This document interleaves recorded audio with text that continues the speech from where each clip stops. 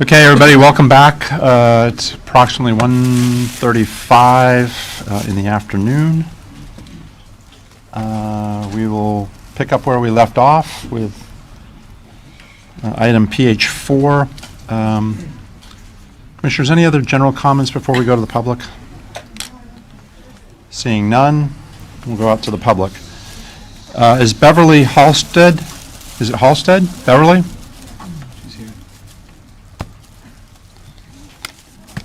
Followed by Donna Meltzer. Good afternoon, Commissioner. Good afternoon. I am Beverly Hallstead. I first came to There you go. Thanks. First came to Martin County 55 years ago. So some of you were little shavers then, or little lassies. Okay, we have seen lots of changes. Before I start my main talk, I'd like to encourage the Becker farms to perhaps diversify to some tropical plants. I grow sugar apples, which have no natural pest. They don't require fertilizer. I produce luscious fruits twice a year, and very, very much sells high in the market. Okay, let's get into this. On February 15th, One Martin posted an article that they said was a new planning tool that we all can agree on. This is a new planning tool created by Martin County planners about a proposed new land use category called rural lifestyle. They also use it in other states, by the way. New Jersey's using this. One Martin says that this new category makes sense. It allows for sewer and water extensions to be extended outside the urban services boundary. They also said this morning that it would not go farther than that. That is no assurance that another land developer would request it in the future. It allows 3 times as much density will be allowed outside the urban services boundary. Dormitories and golf cottages, which will not count against the density limit. I believe the LPA approved an agricultural easement on 100 acres, then you can get to quadruple the density on 1,500 acres. Well, there will be also huge discharges of unnatural water into the Kitchen Creek watershed. Please vote no on agenda item 22-0527. We say no to a text amendment creating land use designation of rural lifestyle. Please vote no on agenda item 22-0533. On the One Martin website, they state that a key pillar of the comp plan is a strong urban services boundary. Yet now they are promoting a plan that destroys the strength of it. This is a disconnect. Time up? 30 more seconds. It's okay, thank you. Donna Meltzer. Followed by Joan Bosch. Good afternoon. My name is Donna Meltzer. I have, for the record keeper shortly, copies of Martin County Conservation Alliance comments, information on Loxahatchee needs, and copies of more than 40 residential emails not in your packets, plus Maggie Herchella's comments and expert analysis on the problems with the text Comp Plan Amendment 2021-08. Maggie also has analyzed the problems with cluster development on ag lands.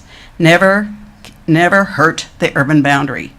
Maggie has ruled on exactly this kind of proposal that you're doing again and again over the years. I'll be submitting some comments on that and some copies of her comments on those.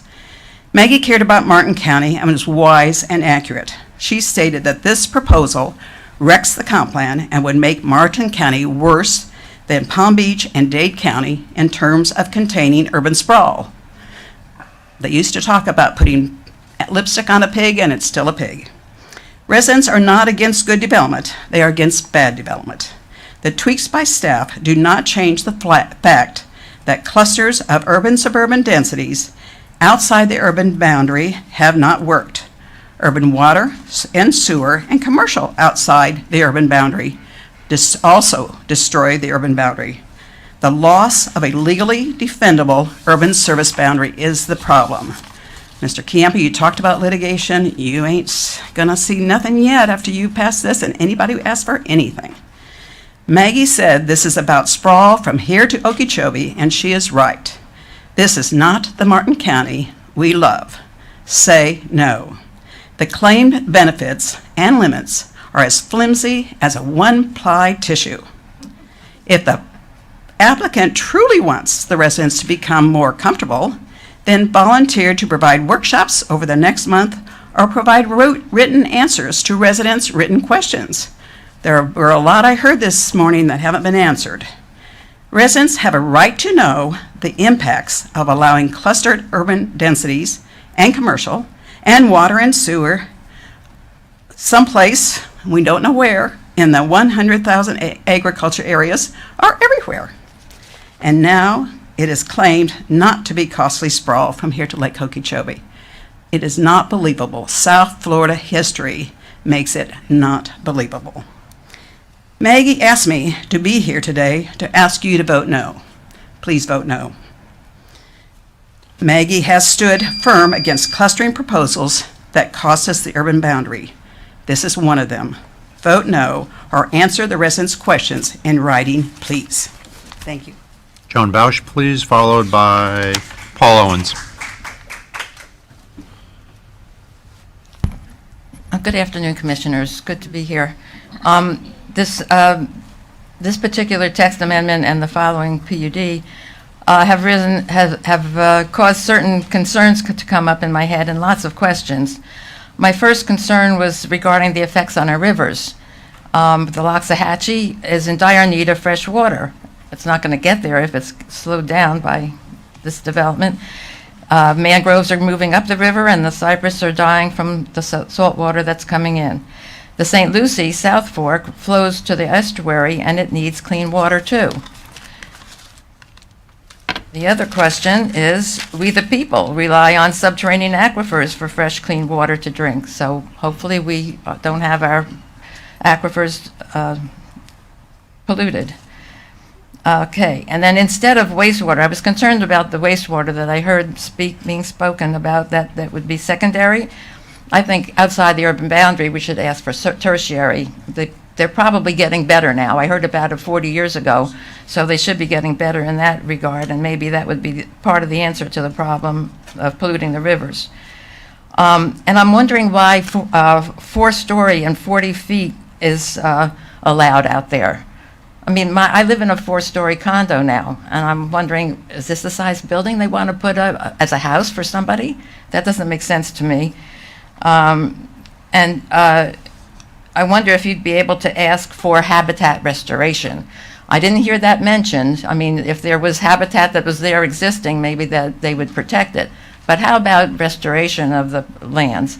Some of the land that was citrus, maybe it could become restored into natural native habitat, because people do that. That's a business too. Until all questions, there's so many questions, until everybody's questions get answered, we hope that we could learn to understand what's going on. And I heard Mr. Crady say that he'd be happy to do workshops. So I would recommend that before you go further with this item, that you do ask for workshops. Thank you. Ma'am.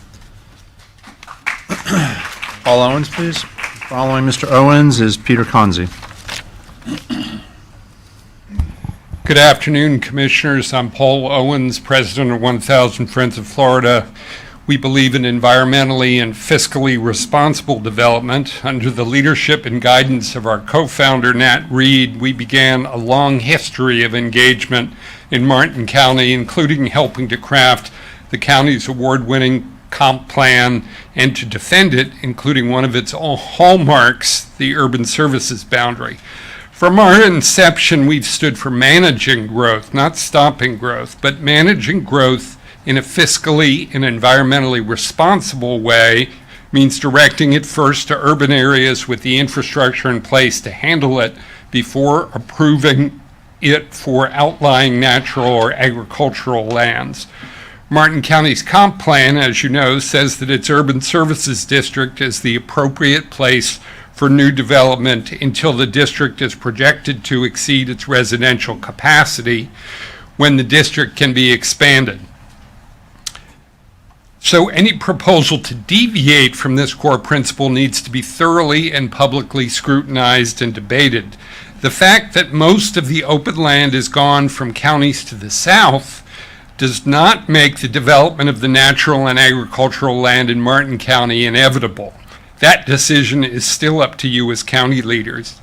If you give a green light to one proposal under this designation outside the urban services district, other developers will surely pursue the same opportunity. Even limited development could further threaten the future of financially viable agriculture in Martin County. It could fragment key wildlife habitats. It could increase the cost of land in the area, making the future purchase of properties for conservation less possible. Respectfully, the burden is on you to prove such concerns are unfounded. What's at stake today goes beyond the merits or demerits of a single proposed development. It could be a pivot point in Martin County's future. In November, you all made the wise decision in a unanimous vote to step back from sweeping changes to the county comp plan to allow for more scrutiny and input during a series of public workshops. You recognize that Martin County residents need to be better informed and engaged on policies of such consequence for their future. We're asking you to do the same with the proposal on your agenda today. It has the potential to have irreversible impacts on Martin County's environment and quality of life. The public deserves more time to study this. Thank you. Sir. Mr. Konzi, followed by Mary Starzinski. Good afternoon, Commissioners. I'm Peter Konzi, President of the Guardians of Martin County. It's a privilege to be with you, and I want to say that I think anybody and everybody who speaks in front of you should act with decorum, and to the extent that has not been the case today, I apologize on behalf of everybody else. But on the other hand, we have a unique opportunity, which I think all of you are well aware, and that is the outstanding proposal for the Discovery Polo ground in Martin County. My concern is that not enough time, as many others have said, has been dedicated to trying to understand, analyze, and evaluate all of the aspects of the proposals. We enjoyed, as Guardians, a very close working relationship with colleagues of the administrative staff, and that led one step at a time to better and better understanding of the proposal and indeed of the ramifications. I would recommend very strongly, as everybody else has, that we do continue that process. To that extent, I would say it's probably premature for you to send something to Tallahassee, but that's not my decision. I'm merely suggesting that the county at large, all your constituents, are eager to know more. Finally, I would say that I have this sense that what we are really looking at is a resort, and to me it's puzzling that we never have used that idea or that phrase in public discourse about the Discovery Project. And I'm wondering whether, in fact, that would be the better example for future developments of a similar kind in Martin County than changing the agricultural complexities that we currently are looking at. That's basically all I have to say. Thank you very much. Good luck with your decision making. Thank you, sir. Next up is Mary Starzinski.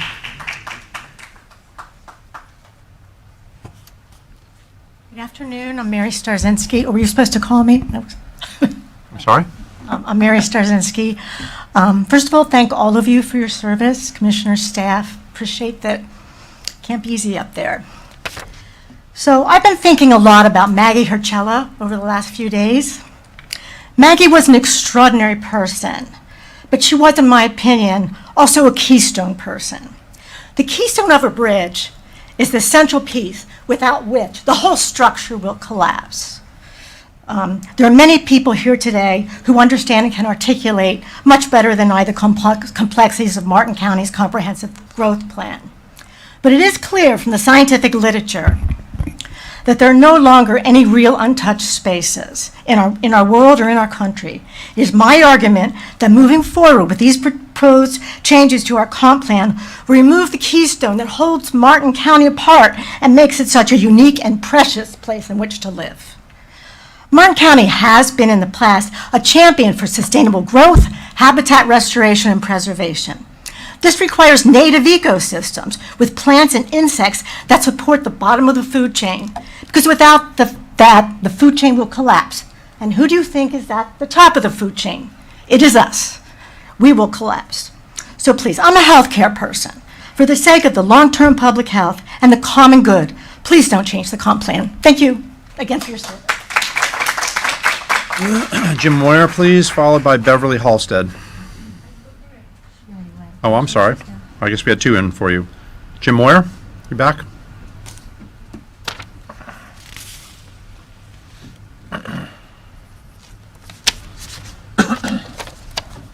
Good afternoon, Commissioners. My name is Jim Moyer. I've been a resident of Martin County for 30 years now. I've been an LPA representative for almost 20. I wasn't able to be at the LPA when we heard this text amendment. I had COVID. I would not have supported it then, and I don't support it now, and I hope you don't either. I think this portends some massive changes and philosophic changes in the urban service district that are going to allow for lawsuits to happen. In fact, I think it may be specifically used to allow some pretty large-scale development outside of the urban service district off 76. Allowing package plants outside of the urban service district, we decided that wasn't a good idea a few years ago, and now we're going to do it again. I think that this is just a really set of bad ideas. You know, when it moved from the end of Bridge Road to all of Martin County, it didn't get better. It got worse. I think that it was an attempt to allow a really well-polished, very attractive preserve, you know, at the end of Bridge Road to move forward. But now that it's conceived as countywide, it can't do anything but damage what separates Martin County with 20-acre agricultural preserve areas and the urban service district from everything else. I think that it is definitely going to create legal issues for the county, and more than likely it's going to blow up our way of life rather than preserving it. I really urge you to turn this down and at the very least open it up for public workshops, because people really have not gotten into this. And I really think that, you know, the legal team really needs to look at this seriously, because what are we going to do? Are we going to allow every development proposal outside of the urban service district to have another shot at it? I hope not. Thank you. Thank you, sir. Eve Samples, followed by Mike Douly. Eve, please, followed by Mike Douly.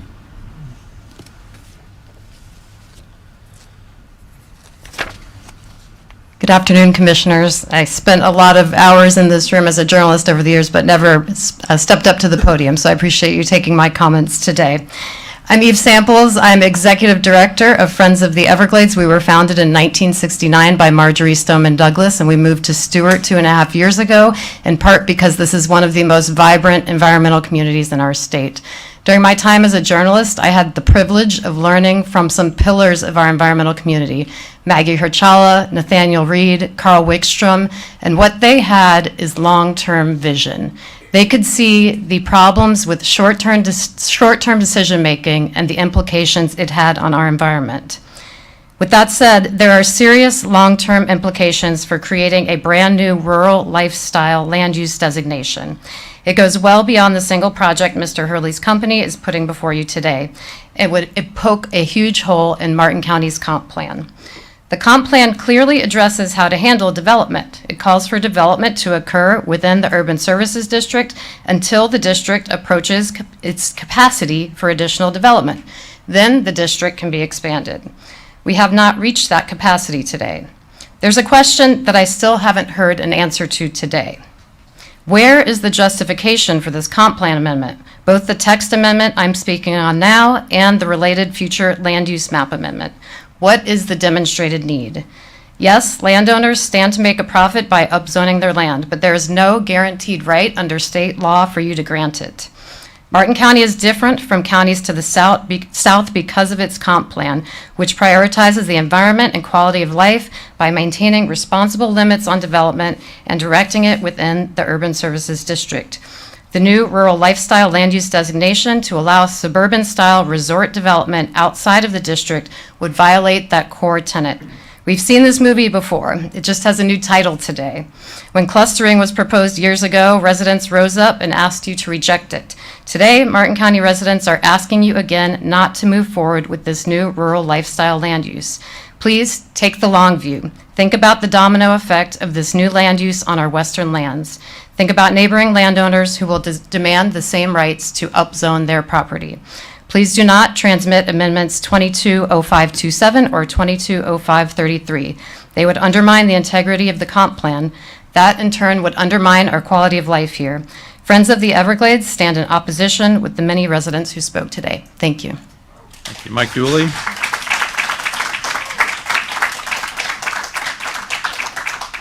Mike Douly, followed by Diana Wentick.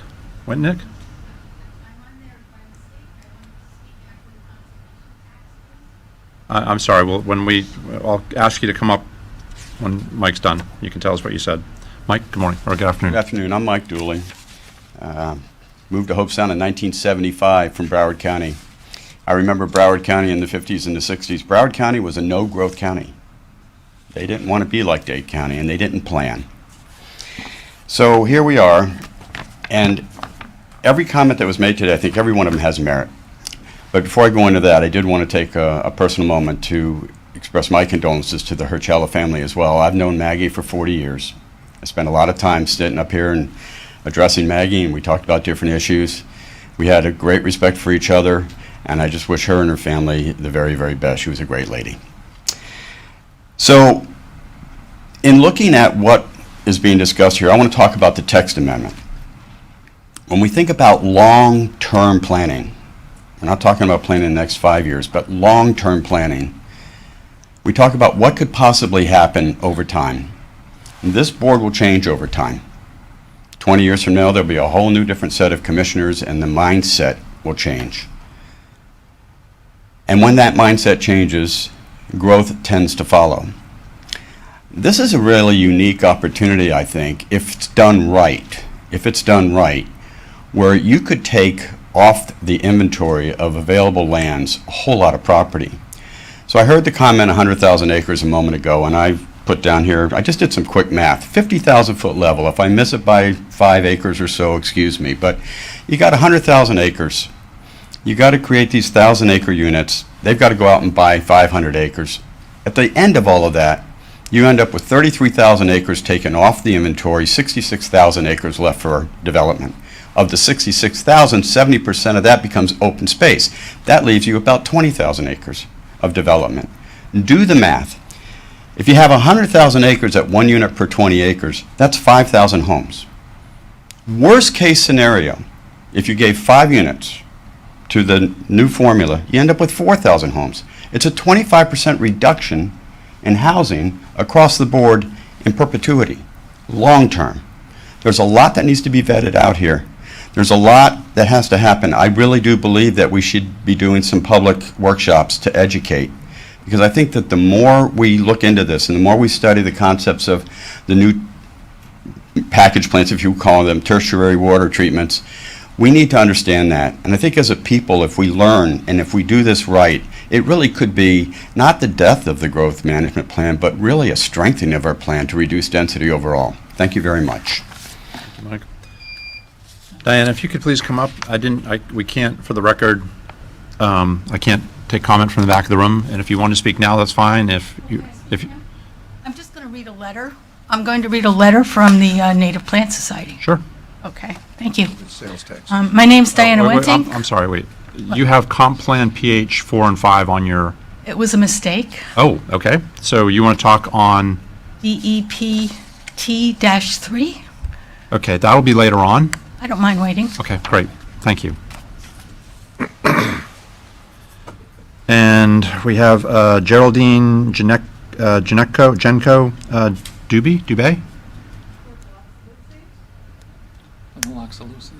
Oh, I'm sorry. Got it. It says PH4 on here. Did you not want to speak on this? I have one filled out as an individual. Ma'am, if you're going to talk, I got to have you up here on the, I'm sorry. We can't. I apologize. I had a card filled out as an individual and one also for the organization that I represent, the Loxalucy Initiative. Okay. So you don't want to speak on public hearing 4, which is what As we're an on. individual or for the Loxalucy? What does the card say, sir? Ma'am, I have, you have on this one, you have Loxalucy and PH4 on one slip.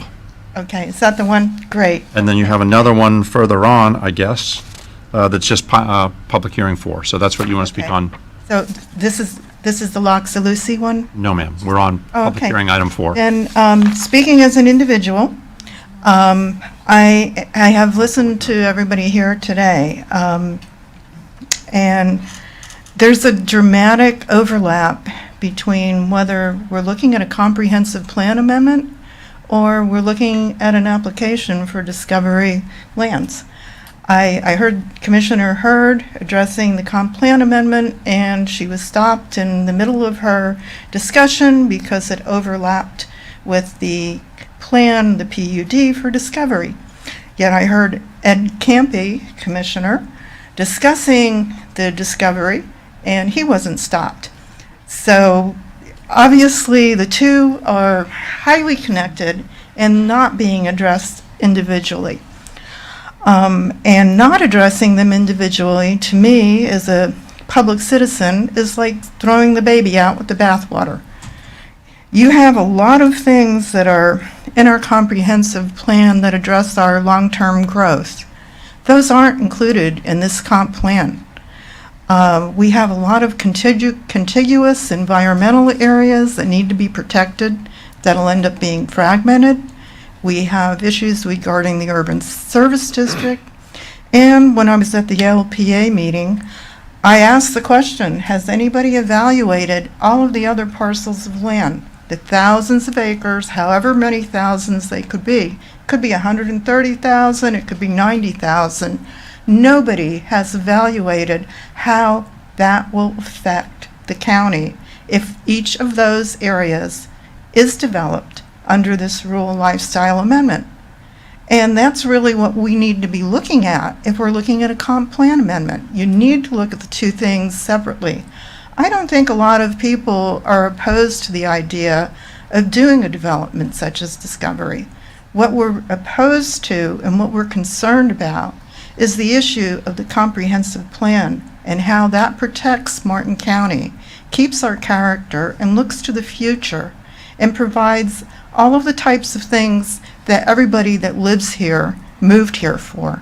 So I think that it's really important that the commission separate the two when they're looking at this, because sitting there as a public citizen, I'm not seeing it.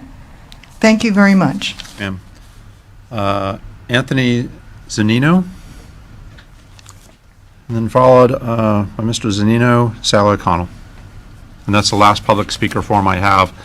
If I didn't call your name and I have it in another pile, please raise your hand. Or if you didn't fill out a form, please fill out a form and we'll wrap up public comment. Yes, sir. Good afternoon.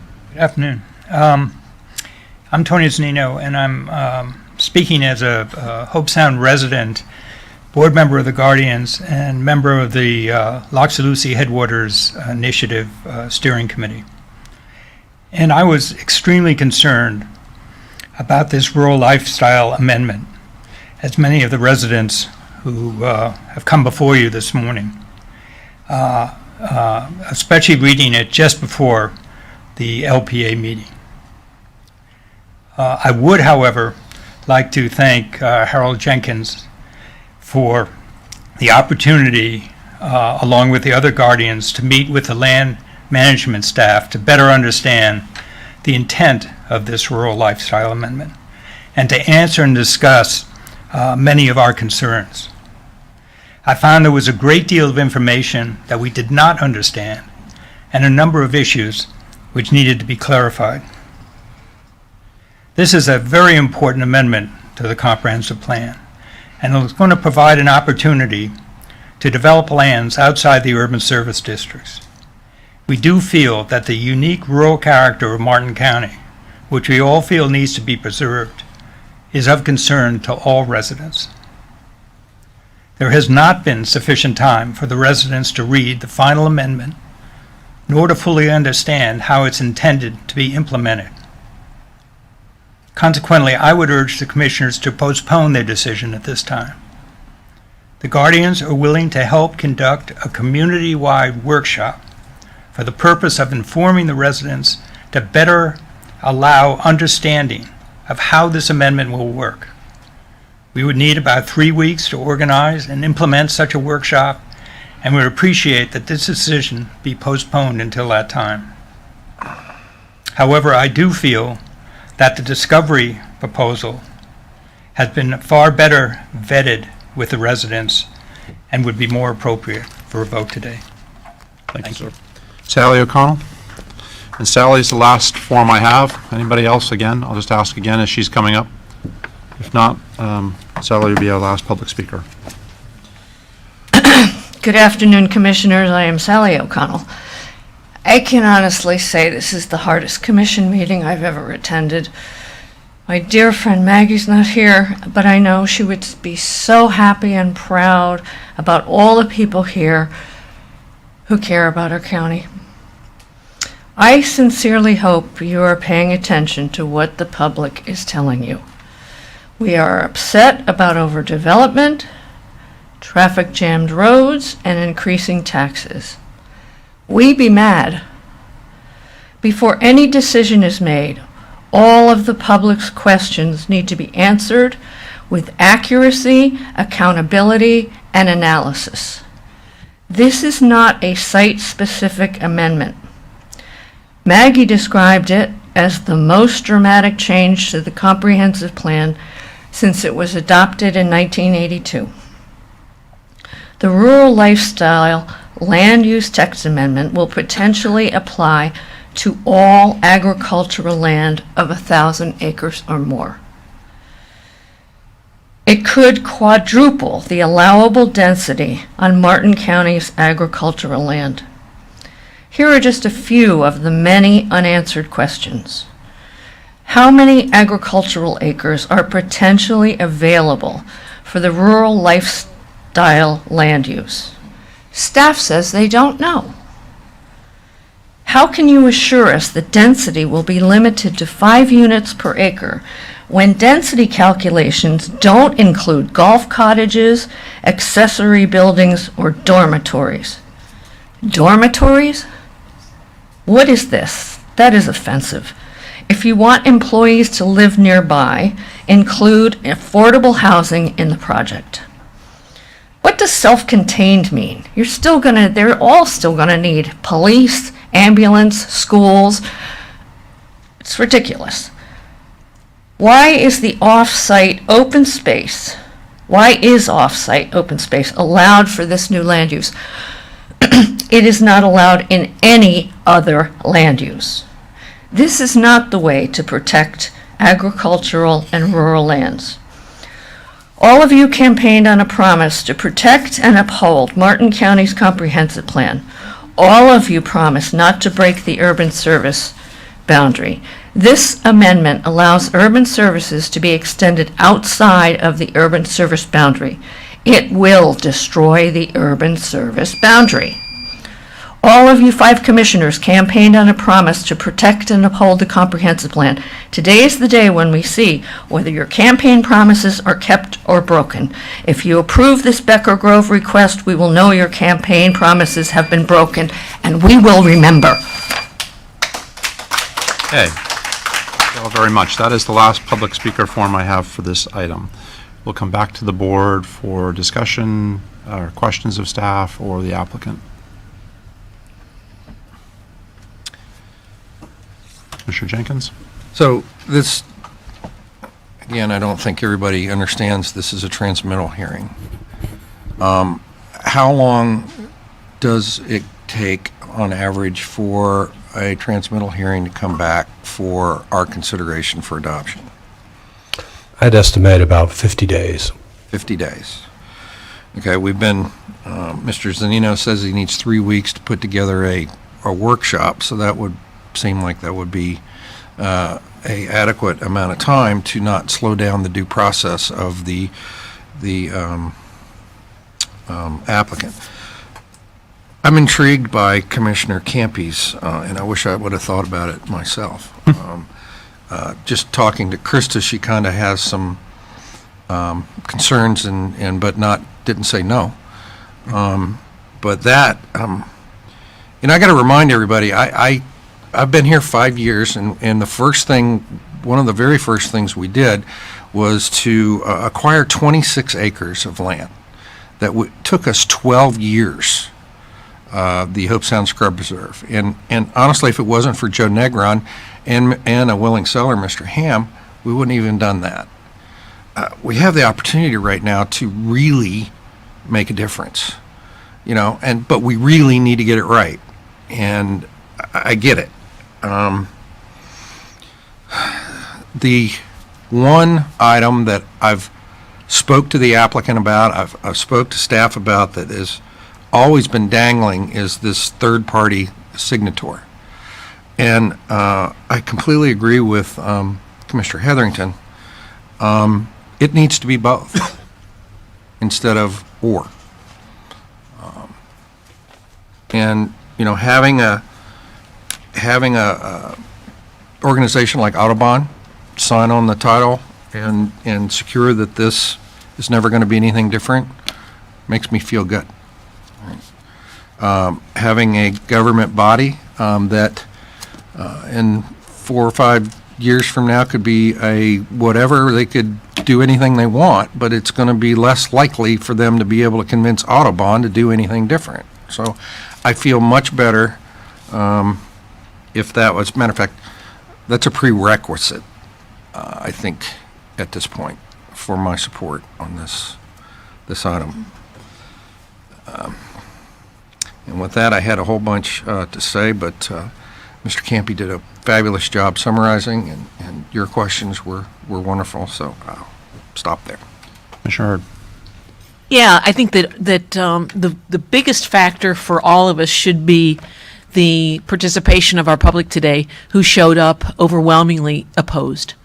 They are our bosses, and it is our job to listen to our bosses.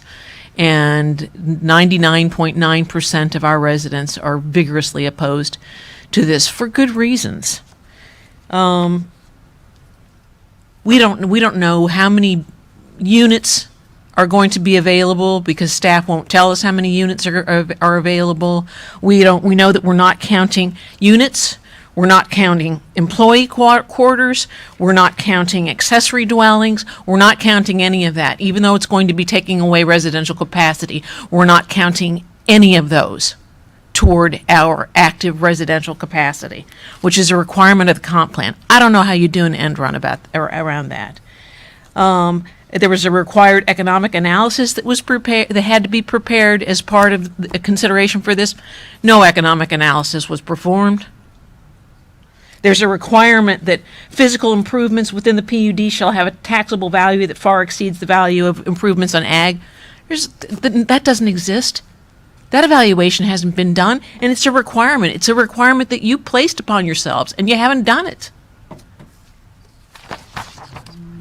None of the units are part of the active residential development tracking system. Compatibility is required. There's no way that you can say that a development of 400 units is compatible with agriculture. And yet it's a requirement in the comprehensive plan. Quadrupling densities has never improved water quality. We don't know about the conservation easements. What we do know is that conservation easements can be removed and reversed by 3 commissioners. Extension of water and sewer outside the urban service boundary destroys the urban service boundary. There is no way that we can predict where or how development will occur if you allow it anywhere. Golf courses use more water and more nutrients than any other land use, and yet we're contemplating most of the open space on this project to be a golf course, which is going to harm our water quality, not improve it. This destroys predictability, it destroys the urban service boundaries, it destroys our ability to continue to buy the natural lands that are essential in order to complete Indian River Lagoon South, because this will just exponentially increase the price of land as it is able to convert from agricultural to urban. Therefore, I make a motion to oppose, to turn it down.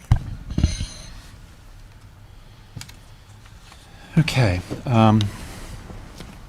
I've not had an opportunity yet to speak, so I'll take my turn at this, and hopefully you all can hear me if I get close enough to the mic. The best part about going last, or almost last, because we still have another light on, is that you get to hear everything everybody else has said all day.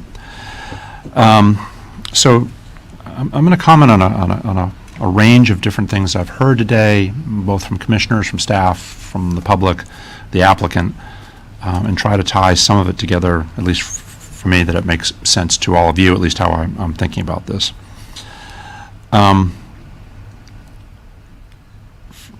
First and foremost, I think for me, long-range planning for me has always been sort of a cornerstone of how I think. I think about planning a lot. It's what we as commissioners do probably more than anything else. We because of these kind of things that come to us, you have to think about a lot of different things. I think back in some of the comments that were made today about dealing with congestion and so on.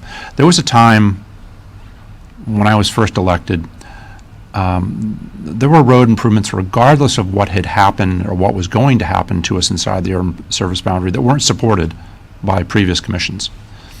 The congestion that we deal with today would be catastrophic if previous boards to this hadn't made the commitments to deal with some of those improvements and at least try to cope with what existed that hadn't been dealt with for a good 20 years prior to. Not to mention what we deal with traffic that flows through us on a regular basis from north to south and south to north. I think, generally speaking, this board and multiple boards prior to has done a really good job of trying to deal and trying to plan and understand growth relative to infrastructure as much as possible. We certainly have some city challenges that we're dealing with right now. There are things that are happening within the city that this board has no control over. And a lot of some of the commentary this morning, I think, was based upon what people see and what's happening in and around our community, and a lot of that's the city of Stewart, which I've not heard anybody talk favorably about from anybody I've heard or overheard conversations about.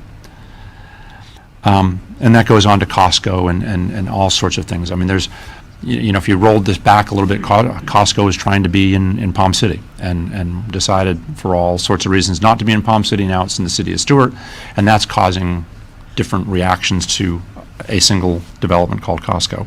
But again, that's within the city limits, not ours. The agricultural portion of our county, I've been dealing with and focusing on since Mike Dieter, Lizzie, and I worked together with a whole bunch of other people 25 years ago on the Sustainable Martin Plan. And part of our strategy back then was if we could create a green belt from the northern part of the county to the southern part of the county and acquire everything in between, you could stave off what people are concerned about today, that we don't become maybe something that you would see down south as a reaction to all of that. My tenure here, we've acquired over 70,000 acres of preserve land in different forms, shapes, and fashions. It has cost millions and millions of dollars to do that. We have spent, I don't know, 75 million, give or take, doing stormwater retrofit projects, over probably 35 of them throughout the urban areas of Martin County that were never planned for, never anticipated 40 years ago, that we and subsequent boards have committed to and you all, through your tax dollars, have helped us fund. We just did the groundbreaking on C-44 a couple months ago. They're pumping water into it. C-23 and 24 just had a groundbreaking ceremony last week. These are all significant public pieces of infrastructure that are being funded by the taxpayers, both of Florida, Martin County, St. Lucie County, and the federal government, to build to fix what was screwed up 80, 90 years ago, prior to most of us, not all of us being here. And so we come to junction points like this where there are decisions to be made as to how do we anticipate, I think Mike Douly put it really well, what's going to happen over the next 50 years. And the challenges and the pressures of what will happen out west are real. Trailside, take for one, 40 years ago, was approved on 20-acre ranchettes down in southern Martin County by some people that were spoken very highly of today in conversation. That was a template back then. It was fraught with all sorts of potential problems, because that could have become the pattern across Martin County. It still could today, if there are not options as to how we think about what happens in rural Martin County, rural western Martin County. I, for one, don't think that that's the best planning. I don't think the Thousand Friends of Florida believe that that's the best form of planning. I know in documents that they've produced over the years, that is the antithesis of what they don't believe in. And we've had that conversation with them through the years. So another piece of this is that how do you pay for all this stuff? How do you pay for the millions of dollars of environmental work that this county does every year? Where does that money come from? How is it generated? You, all of you in this room, and for those of you who live in Martin County, the state and the federal government participate in a significant way. We've had funding sources through the years that we have put towards buying large tracts, huge tracts of land. One of the first ones I was involved with was Alapata Ranch. And we bought it back at a time when land was stupid cheap. And we got a really good deal on that piece of property. Ironically, the conversation that both Commissioner Hetherington and Commissioner Jenkins have had, we have a three-part agreement on that chunk of land out there. It's the federal government, it's the state government, Water Management District, and ourselves. We did that, and Steve Fry was around at the time, so that just the fears and the concerns that people have raised today couldn't happen. You'd have to get all three of those agencies to agree that something ought to change out there. At the same time, we have very productive, very successful cattle leases out on that property, and it remains in some shape, form, or fashion of ag. The other thing I was really sort of happy to hear today from all the public comment, and not everybody said it, but a fair amount said, how much support there is for ag. There have been a lot of conversations that have been brought to us through the years up here where ag is to blame for everything. It's all ag's fault for all the water woes that we have. Interesting enough, ironically today, a lot of the commentary today was how important ag is and how we should protect it, maintain it, and make sure it's there for future generations. Couldn't agree 100% more. But you can't have it both ways. You can't put ag out of business because we just don't like them because they're blamed for everything, and you can't say that it's all their fault because we in the urban areas of Martin County are just as much, if not more so, to blame for runoff and for fertilizer and for all the other things we do wrong in this county, septic tanks and so on. So what do we do? What do we do with agriculture? What do we do with Western Martin County? How do we think about 50 years out, as Mike said? And one of those ways, I think, is this proposal that's in front of us, I think is for me, has certainly been interesting. If ever, I don't know really in my 22 years of doing this, I've ever looked at one of the development orders we've ever had come before us of any sort and said, I want to do this because it's going to generate a whole boatload of money for us. That's never been the driving force for why I make my decisions. If it meets the code, if it meets our planning documents, if it meets the comprehensive plan, then yeah, sure, I'm going to support an item because I believe that if they have met all the tests of our rules, then they should be entitled to their approval. So what do we do with this? Well, the intriguing part about this is that we have a fair amount, and I'll call it rural, I wouldn't call it necessarily ag anymore, We have a lot of fallow, as Tom Hurley pointed out this morning, we have tens of thousands of acres of fallow citrus that has no real redeemable quality these days, much of anything. And I don't mean to be critical, but it's not productive land anymore. It's also land that's not doing anything one way or the other to help the environment. It's just sitting there. And in many ways, it drains and has drainage systems that have been built there for 50, 60, 70, 80 years that have no water quality whatsoever to them. And so you start thinking about, well, what do you do with that? How, if we can't, and another piece about this buying up all the land. Look, if we had an unlimited resource of money to go out and buy it all, go buy it all. I hate having these debates, honestly. These are like a real pain for all of us, for all of you, for all of us to have these debates. But there's not an unlimited resource that anybody has identified as of yet that I know of, at least in the 22 years I've done this.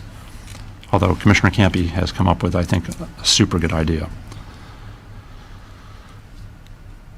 But nobody's come forward to write the check for hundreds of millions of dollars worth of land acquisition. Another key piece of all of that conversation is you have to have willing sellers. We're not going to go take the land. Martin County has never had the posture of eminent domaining tens of thousands of acres. We're not going to do that. Jackie's sitting in the room. I don't believe the Water Management District is going to eminent domain tens of thousands of acres for water quality purposes. It would be great if we had all that land, but I don't think that's the way it's going to happen. So here's an opportunity before us today. Yep, there's some development involved, absolutely, no question. There's a tremendous amount of set-aside being proposed as a result of what is being asked for. It creates an enormous funding source to do some really good with. That if none of this ever happened, and we didn't have this conversation, none of that exists. There's not an enormous funding source, reliable funding source that we know of. We're working with the state to create legislation. That's something I've been working on for 5 years now, to create a water policy strategic planning group, if you will, like FDOT has, to get a much larger, reliable funding source at the state level. But we're talking in the billions and billions of dollars. Not millions, billions, to fix our water problems in Florida. In Martin County, I think some of the presentations we had, we're in the $150 to $200 million range worth of fixes to make everything better, at least try to make everything better. But there's not there's not an identifiable funding source. We're going to have that conversation later on today. So, in my opinion, you got an opportunity. If we did nothing, there's no water quality improvement strategy that's going to exist on the acreage today or in the future that doesn't exist today if it exists today. So we don't get any benefit of just leaving it as it is. If we do it, one of the other golf courses built, actually two of the golf courses that are, one is adding on to their golf course this year, are doing some significant water quality improvements as a result of them doing an additional 18 holes, I think it is, that they're doing.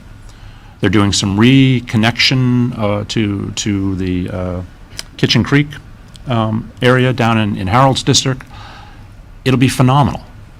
If they weren't doing the golf course addition to that project, that work wouldn't get done. Flooding was mentioned this morning. There's some flooding improvements that will come out of that project as well. And so you'd have to kind of say, was it worth it to approve another 18 holes, or should we just have left it the way it was? You weren't going to get any improvement at all, and no one was going to fund that improvement on private property without them doing something. The other golf course in South County that just got built in the last couple of years has provided significant water quality improvements that are directly connected to the St. Lucie River. It's hard to wrap everybody to wrap around. It's hard for all of us to wrap around all of this. But at some point, someone has to make a decision. If we still need significant more improvement to our water quality section of this discussion, how do we get there? How do we do it? And so I think that this has the potential. when Ed mentioned this morning about the $5 million idea, years ago, Approximate. approximate. Years ago, when FPL came to us and they wanted to put a solar farm out in Indiantown, we said at the time, by policy, that we were going to take 50% of those dollars and attach them to economic development for Martin County. We were just heading into the early parts of the recession at that point in time, and it seemed to make an awful lot of sense that we could reinvest those dollars into economic development, job creation. We did for a few years. A subsequent commission undid that, which is unfortunate, which is a lot of the conversation that some of you all had today about 3 commissioners can do anything they want, which is a shame because it really could have benefited some other things in a major way. What I liked about his idea, I think, quite frankly, and I, you know, from us as the recipients, if you will, of the taxable dollars as to put towards things, I'd go to 50%. We have $150 million worth of work to do in Martin County. If you could generate $10 million a year, that's 15 years off of one project alone. 15 years would gain us a huge leg up on funding water quality projects and acquisition. Whereas a sales tax, and we'll have that conversation again this afternoon, is up to the voters to decide if we decide up here as a body that we want to do that. And so what I like about the idea that Ed had, and again, I don't credit you for much, but that was a good one. Thank you. That was a good one. But I'd go to 50%. I really would. I'd get it up to $10 million. I'd build it into the comprehensive plan amendment, because what I didn't like about what that former commission did when they took it out of the economic investment strategy, they could just do it without a comprehensive plan amendment. And if you were to try to take, Krista and staff, if you figure out if this moves forward today, how to embody this, it needs to be embodied in the comp plan so that the language protects it, that if a subsequent commission wants to come along and say, no, we don't like that, we want to put it towards this instead, they can't just undo it without these kind of public hearings occurring and happening. So I think for me that's an absolute that has to happen. Commissioner Heatherington mentioned, and I think maybe even Commissioner Jenkins mentioned, the package plan idea. I am not a fan of that. I have spent 20 plus years getting to a point where we had a strategic plan to eliminate 10,000 septic tanks. It would be really difficult for me to swallow the idea that we're allowing for a package plant to be built when we're trying to do away with them all. I think in my time, we've eliminated probably 18 or 20 package plants that were built back in the 70s. I don't know why we'd be moving back in that direction. And certainly there is protective enough language, I think, for water and sewer to be supplied that we can protect that without risking putting in any kind of new technology that works like that. And our utilities department, if we're going to end up having to manage the thing in the first place, I just don't think that's a really good idea. So that's where I am on all of this. I think I pretty much touched on all the various pieces I wanted to get to. I think again, I think for our rural parts of Martin County, it helps us gain some additional acreage and puts us in a unique position to even have that acreage still used as active agriculture, whether it's cattle grazing, whether it's tree farm growing. One last thing, one last little point, the difficulty, and I hear this at the national level because I sit on an environmental policy board at the national level. Ag is under attack throughout the entire country. It's all ag's fault for everything that's wrong in our country right now. And what I don't think most people understand about ag, you have generational ranchers, farmers that have been doing this for a very long time.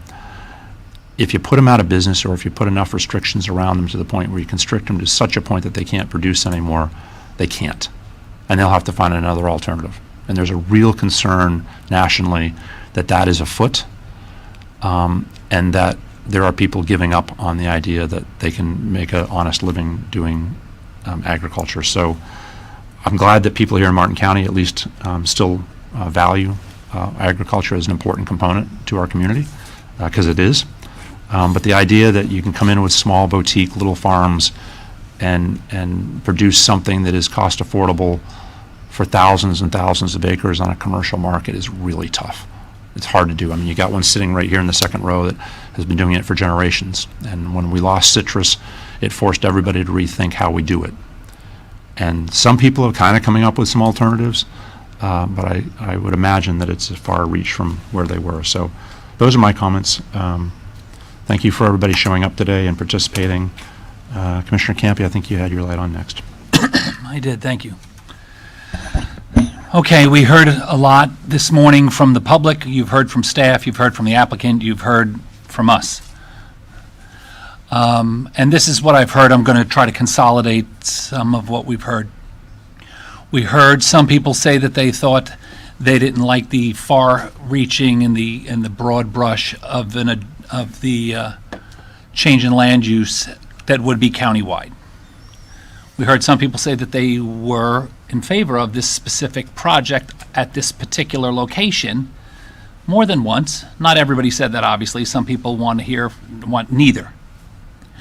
We heard lots of people, not just today, but a lot of you had made mention of in the past when we were having the conversation about Article 2 and that there was some confusion. And the comments, the public comments that spoke directly to me were the people that just said, give us an opportunity to learn more about it. And so that's what we did. And I think that surprised some people that we weren't just going to go full steam ahead, that I agreed with that strategy. You know, there are players involved. There are folks that would pave over everything that live in our community. There are folks that we've even heard from this morning that after their home was built, they don't want a single home built as long as they were here first.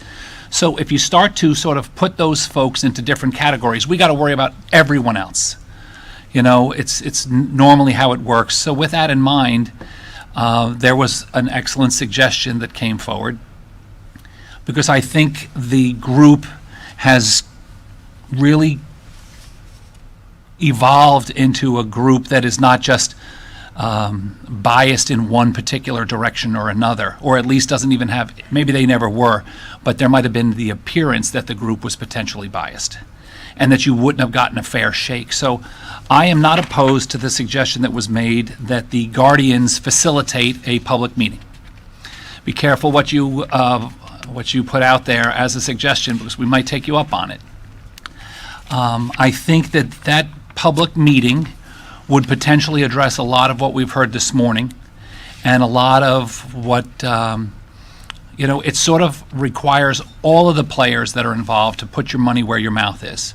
I have the utmost confidence in our staff that they brought these recommendations forward in the form of today's agenda item, and they believe in them. These are, I'm not going to get into their credentials, but I personally believe that that's a very qualified group that have decades and decades of experience in both growth management and our legal and the financial people. We have consultants that we have the ability to include in that conversation. The meeting would be more of a question and answer opportunity. Information, because a lot of people said, I just don't know enough about it, and it seems like you're doing it too quickly, and if I knew more about it, maybe I could either continue my opposition, or maybe I'm not going to be opposed to it. Most of our staff, most of our residents hear a majority of their information, sadly, like most people do these days, through social media, through emails, the local newspaper, and no fault of the individuals that work at it. Some of our local television media, they cannot dedicate the amount of time that's necessary to inform our public on these very consequential decisions that are being made. We have a huge advantage as your commissioners. I can have meeting after meeting with staff. I'm assuming my colleagues have done the same thing. You've heard from some very well-respected and regarded members of the Guardians that they were also afforded that opportunity to hear more about the project. And you've also heard some of them say this specifically for the discovery portion of the project. They didn't have the same, we don't do the Q&A now, ma'am. Okay, I'm just saying that some people were not opposed to that project. At least that's what I heard. So an opportunity for public input and clarification and information gives each of us an opportunity to participate. You got the chance to participate. I agree with quite a bit of what I hear from my colleague, Commissioner Hurd, but not everything. The fact that she says 99% of the population is opposed to this is probably a stretch. But let's have the meeting. And I completely appreciate the fact that the Guardians would want to facilitate it. We can work out the details of that. Now, here's the part that people probably won't like. I think that what we've heard from staff is that this is a multi-stepped process. So with that in mind, and I'm only speaking for myself, I believe that we should transmit what we've heard today. It goes up to Tallahassee to be reviewed further. That's a 50-day process approximately, but I don't care if it's a 20-day process, we're still having the public hearing. We'll all come to that public hearing. If you are interested in hearing more information about the value of these ideas, then you should not be opposed to the public hearing. And the transmittal hearing is exactly that. It's just transmitting this information to Tallahassee. The real meeting, that is when these decisions are etched into granite, is the adoption hearing.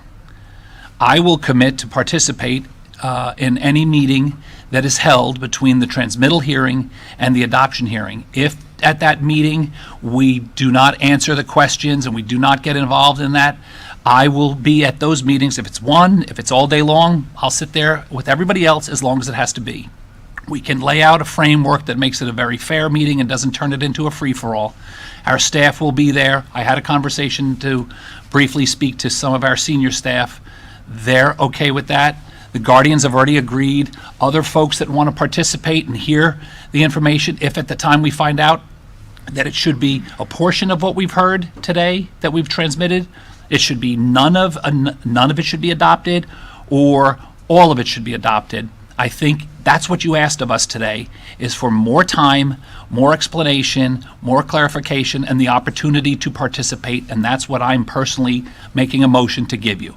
So I would make a motion that we transmit the information that we heard, and that we commit right here publicly that there will be a meeting that's in a facility large enough to incorporate everyone that would potentially want to come, and that the Guardians, we will take the Guardians up on their offer to facilitate that meeting. That is a legitimate, unbiased, outside organization that I think I personally have the confidence will give us a fair shake at the information, and I hope all of you would, based on their history, give them an opportunity to have the meeting that you requested. And I will tell you from my position, if that meeting and we can't iron out some of the issues that we've discussed, the adoption hearing will be completely different than you would have expected. Thank you, Mr. Chair. Yeah, so we have two motions that neither have a second, but Commissioner Jenkins.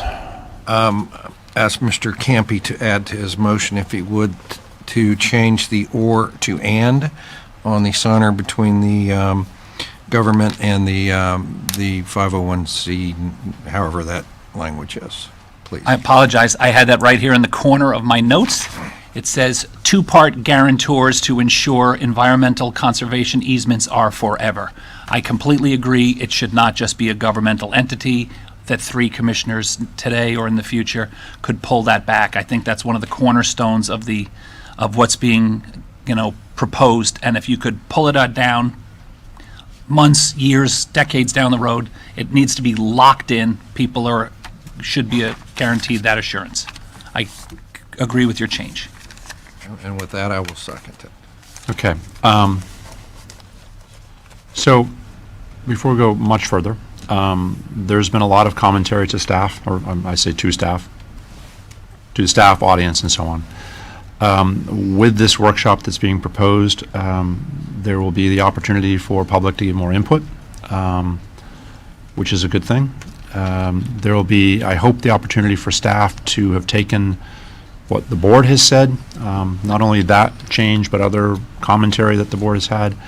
And as this moves through its process, if it passes, when it comes back if there's comments from the state or from agencies or whoever, I would fully expect that staff would present to us at least options from both what the public has offered up for changes, because a lot of what I think was in gray did come from the Guardians, or was certainly through conversation with the Guardians.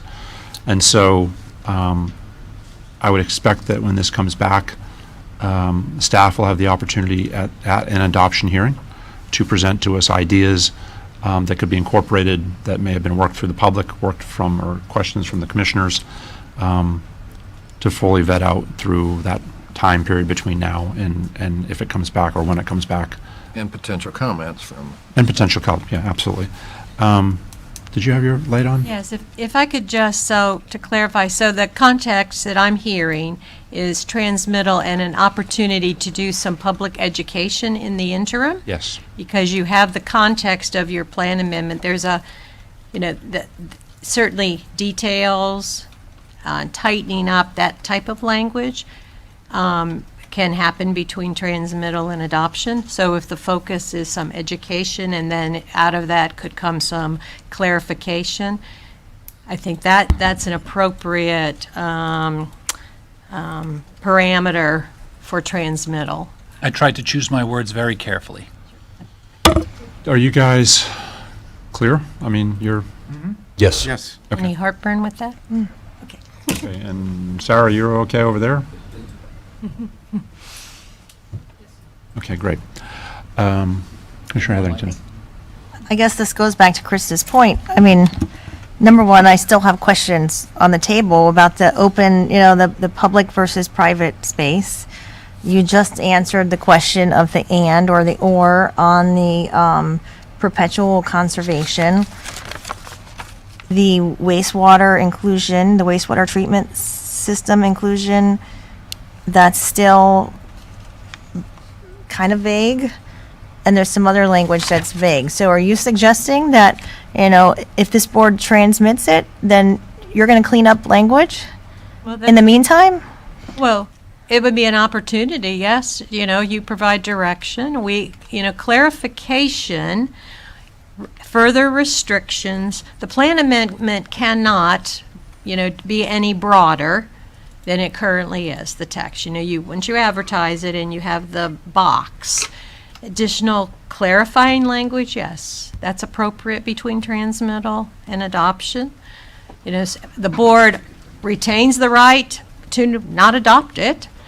The concept is transmittal is that the majority of you have deemed that the box is worthy of transmittal and maybe and an opportunity for further comment from state agencies and potentially some clarification. That's the context for transmittal.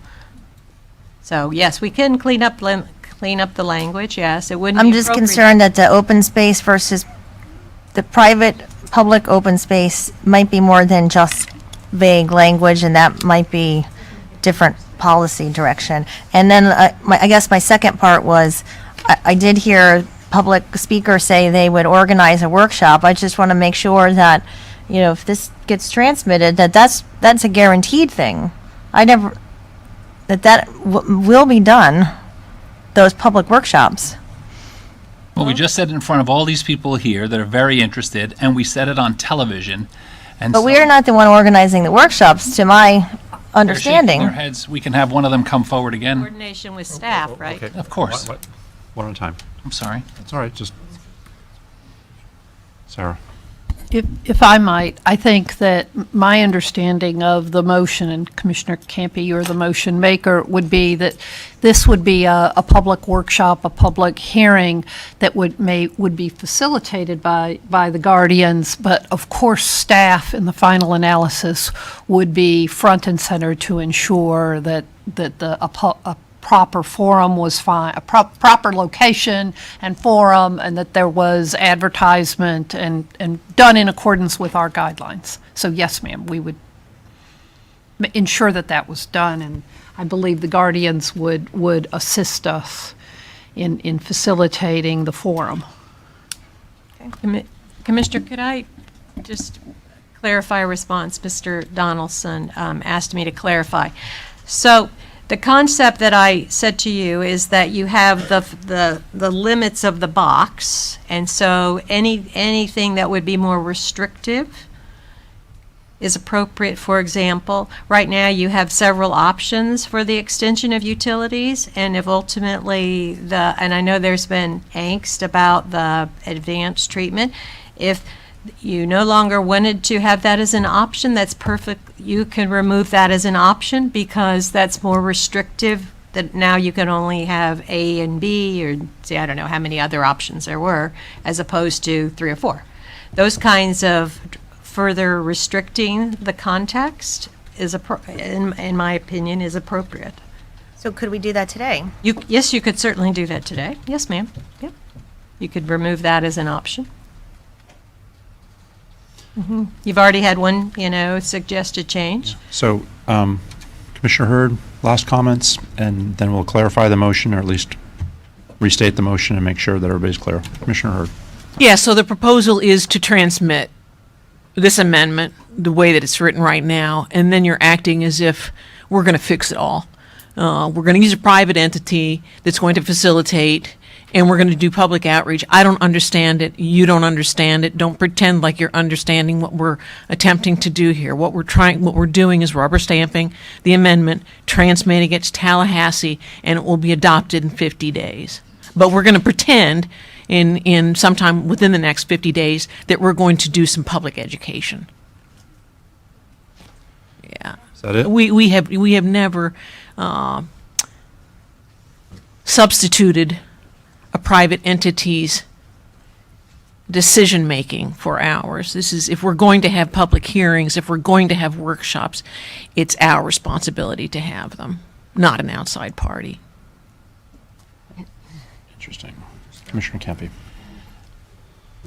Let me clarify. I could give you the full framework of a public meeting and educational meeting right now, but I don't want to use all of my own personal opinions. And it's interesting that you called them a private entity and an outside entity. It's the Guardians of Martin County. It is a long-established group of some of the most important people. It was founded, who founded your organization? Yeah, I mean, this is the group, this is the gold standard, one of at least, of organizations that are trying to protect Martin County. I thought you would be pleased that we use them as an opportunity. They are willing to facilitate. It's a smart group. They have a board of directors. It's not like we picked a local group of unknown folks. I assume that the Guardians bring a level, they're not going to participate in something that looks like a rubber stamp or a scam, a sham. We could have, and you were expecting, I would guess, that a majority of the commissioners potentially were just going to, as you put it, rubber stamp this, submit it today, and I was not going to say anything. We could have 50 days from now. I'm trying, as an individual elected by constituents, to give the public exactly what they asked for. More time, a voice in a legitimate meeting, more than 3 minutes at a time, to hear the clarifications. I don't like package plants either. But I had an opportunity to sit in a couple of meetings where people laid out a very high-tech, state-of-the-art facility. I see some people shaking their heads yes, and some people shaking their heads no. So in my mind, that at least requires more conversation. I can have my own private conversations with staff and consultants on whether that's a good idea or not. One of my colleagues is looking for us to make that determination right this minute, which I guess I could do if I'm forced to do that. I heard the public this morning that said, how come we're not having meetings? How come you're not including us? How come you're not hearing our voices? We want to see, we want more information. 50 days. If it needs to be longer, it doesn't have to be 50 days. It doesn't have to be 50 days? No. I'm committing to that meeting. I get that, I'm not trying to put any politics into it. I'm putting us out there to answer the questions, to allow the public to have another shot. If you want us to take a vote right today, then the public is completely removed from the process. I'm trying to include them. That's it. Ms. Woods. Ms. Woods. Yes, Mr. Chair, Sarah Woods, County Attorney. I just want to make sure from the before Commissioner Campe's comment, it has been clear from the motion, as well as the requirements of our comprehensive plan, that we are not merely transmitting this and then we're going to just change it or redraft it. That isn't what the motion was.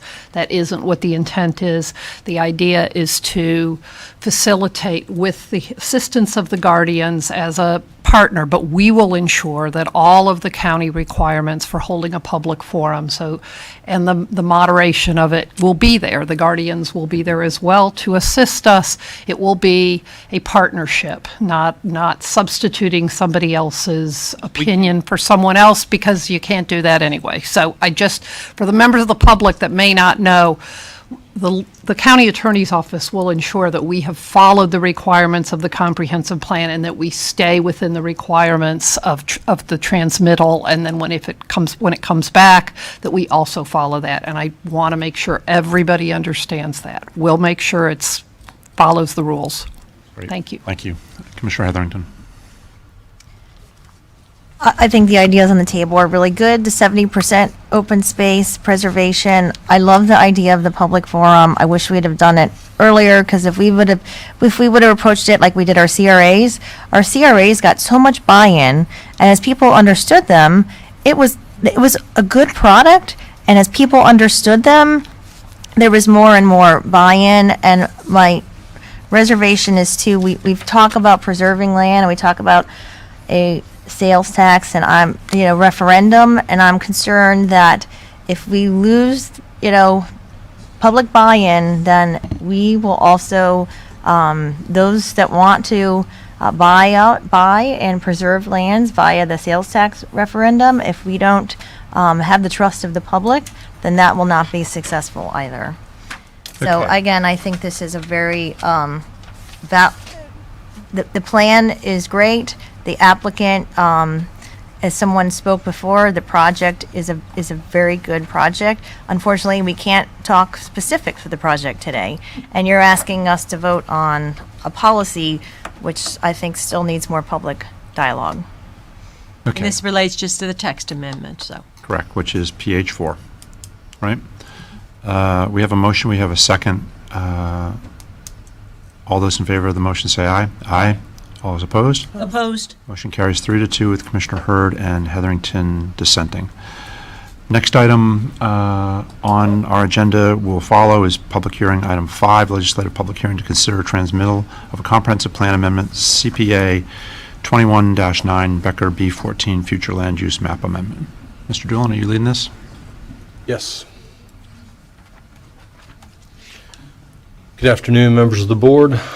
This is a 1,490 acre property, plus or minus. It is about 1 mile east of Bridge Road. 1 mile east of I-95, and it is west of downtown Hobe Sound, and it is on the north side of Bridge Road. The land use designation is agricultural, allowing 1 unit per 20 acres.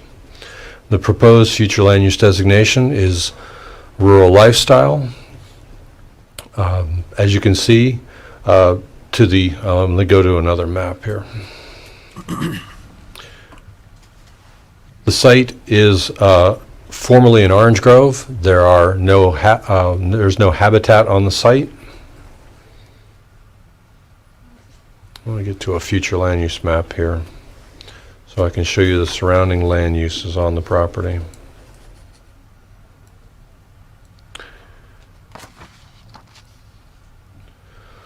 So the olive green represents the agricultural future land use designation. The darker green represents the recreational future land use designation. This area where my cursor is owned by the South Florida Water Management District in Martin County. It is the Atlantic Ridge State Park. To the north is rural density land, allowing a density of 1 residential unit per 2 acres. To the northwest is agricultural land that is occupied by the Grove 23 Golf Club. To the south is a bit of agricultural ranchette land, and far to the east is more agricultural ranchette.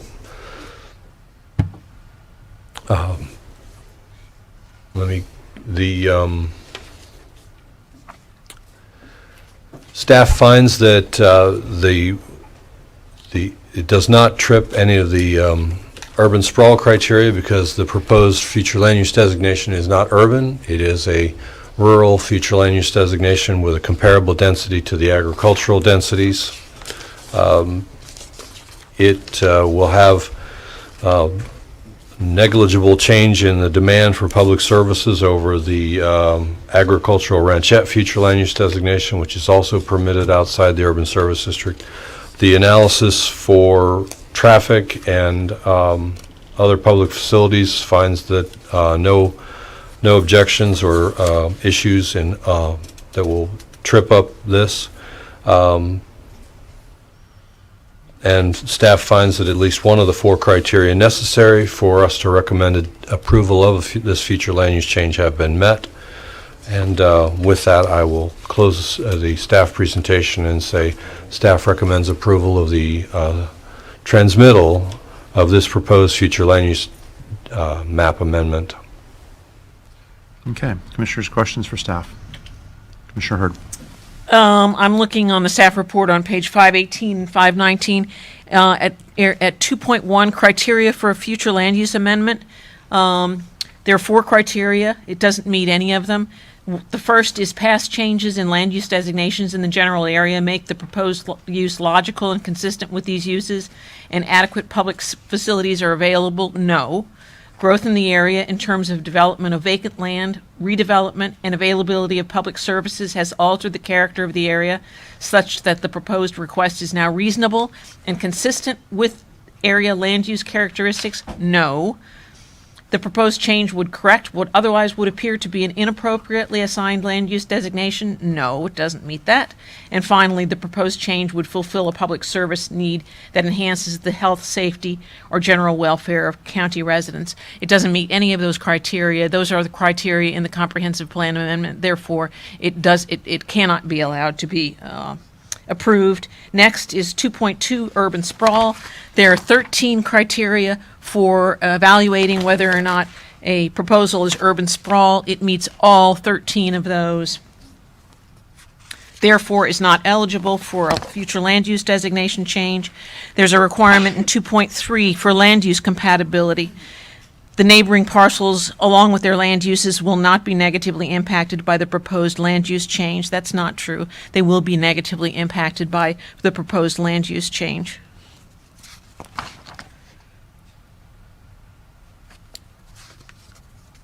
And also conversion of land, that's in policy 4.13A, 1(2), doesn't meet either of the qualifications for conversion of land. Therefore, this amendment should be opposed. I'm making a motion to oppose the future land use amendment because it doesn't meet any of the criteria in the comprehensive plan amendment. Okay, we have a motion and no second as of yet. You all want to respond to any of that or no? It's fairly debatable. It's okay. I understand. Anybody from the public wish? Applicant? Oh, I'm sorry. Skip right over the applicant. Morris, sorry. And a notice. Mr. Crady, for the record. Yes, just for the record, the notices were turned in at the January 20th LPA meeting for this public hearing and the previous public hearing. We have no additional presentation. Obviously, this applies solely to this piece of property. It does facilitate the development of the Discovery Project. We're in agreement with the staff report and recommendation, and we'd be glad to answer any questions. Commissioners, any questions for the applicant? I just have one question. Morris, please. Commissioner Heatherington has a question. Probably more for Krista. This requires that the future land use be adopted, correct?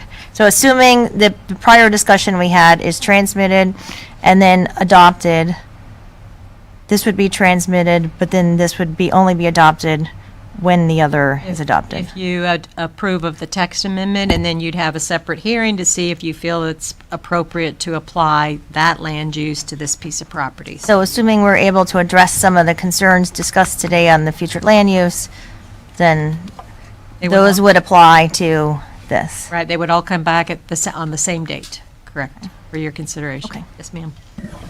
And there would be additional detail also by way of the PUD agreement, which we're working on now. So. Commissioner Campy. Mr. Crady, please don't go away just yet. I have some questions for you. You heard my colleague say that, and this is for staff as well, but, you know, this is, you're representing the project. Commissioner Hurd said that it triggers the criteria for all 13 examples of urban sprawl. You made a presentation, a proposal to the staff. Do you agree with that? Do you disagree? I agree with staff recommendation. Again, this is a unique project. I mean, given its base for generating tax revenue, And that's one of the reasons why I think staff felt it didn't fall under the agricultural ranchette land use designation, because as I mentioned before, we were going to do we're going to change the land use to agricultural ranchette and then do a very specific PUD agreement kind of locked in all of these comprehensive plan policies. Well, it doesn't really fit within that category. So that was sort of the reason why I think staff, and I'll let them speak for themselves, thought they needed a better rural lifestyle land use category to fit this project into.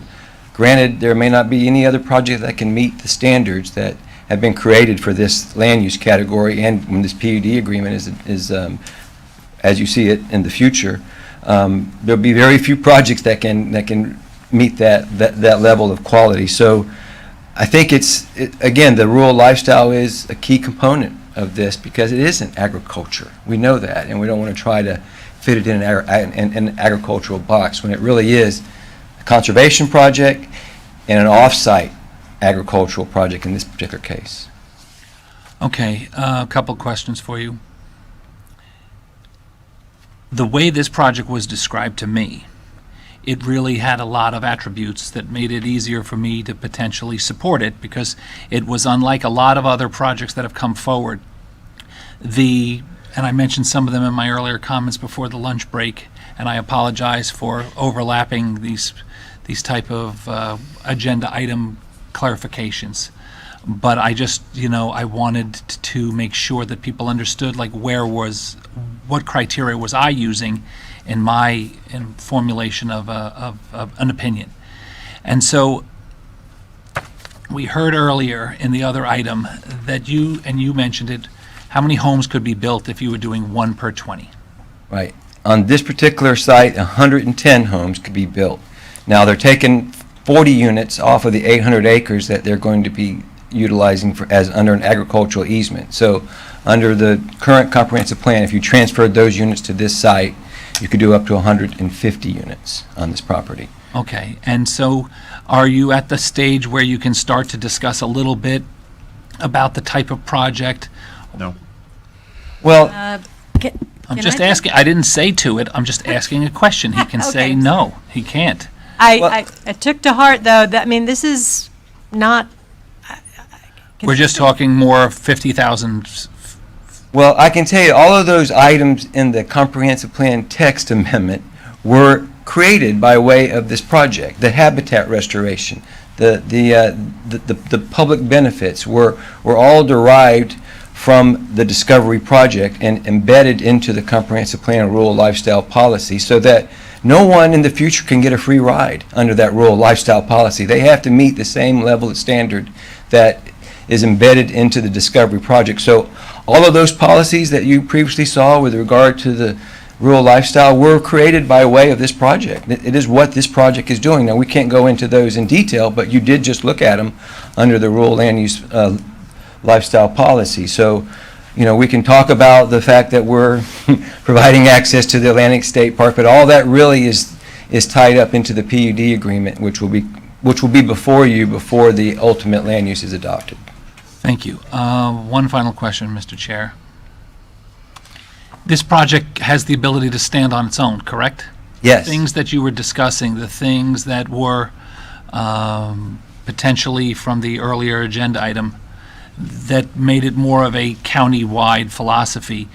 You had mentioned earlier that the reason you guys had put them forward as part of your concept of this particular project.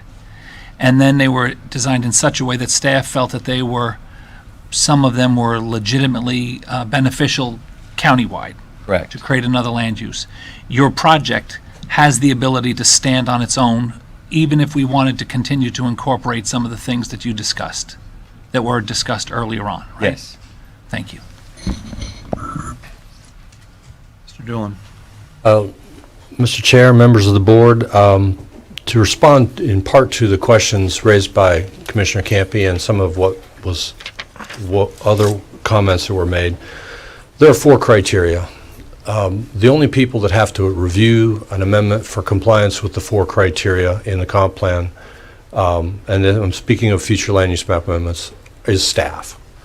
And so what you have on the screen, and my cursor is next to criteria number D, The proposed change would fulfill a public service need that enhances the health, safety, or general welfare of the county residents.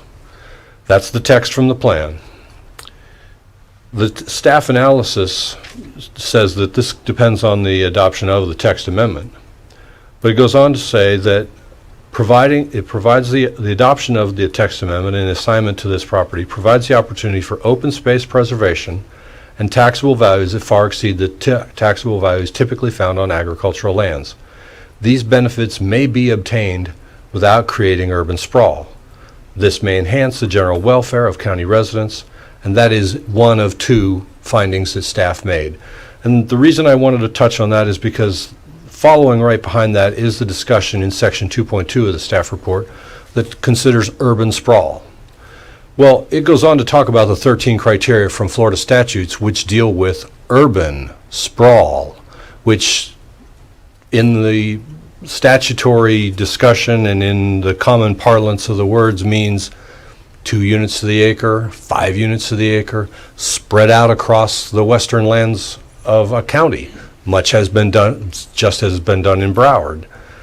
This is not 5 units to the acre.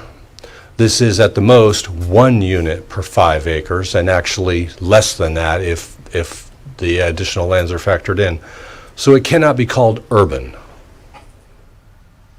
And that is the reason for those things are large reasons for the staff recommendation. And that concludes my comments.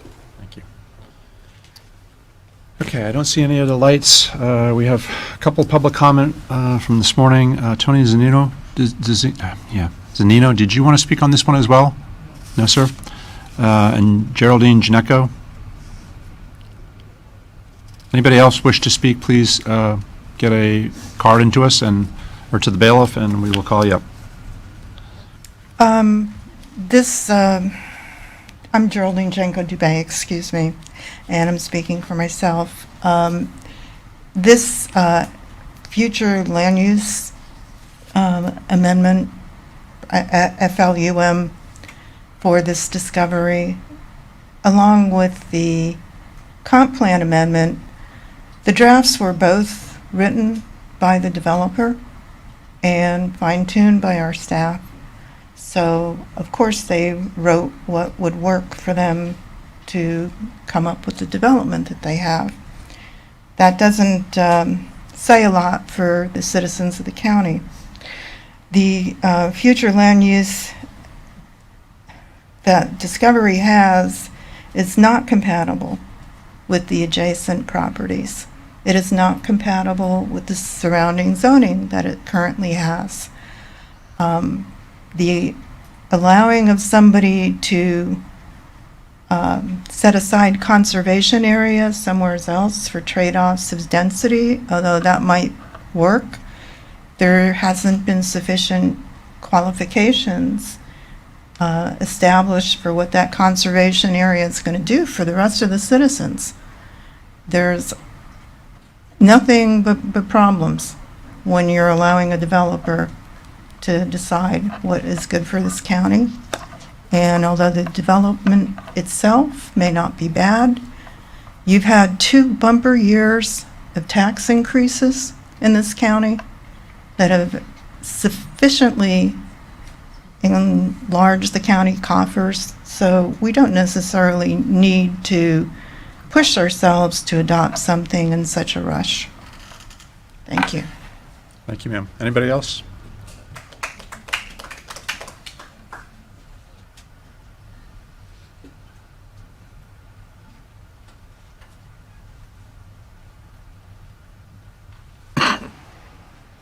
Ms. Bosch, please come up.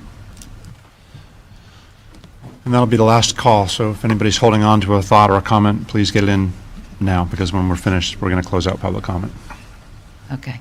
Ms. I would Bosch. have loved to have had a workshop that I could ask these questions of the people behind us. I've heard about habitat restoration, and I'm deeply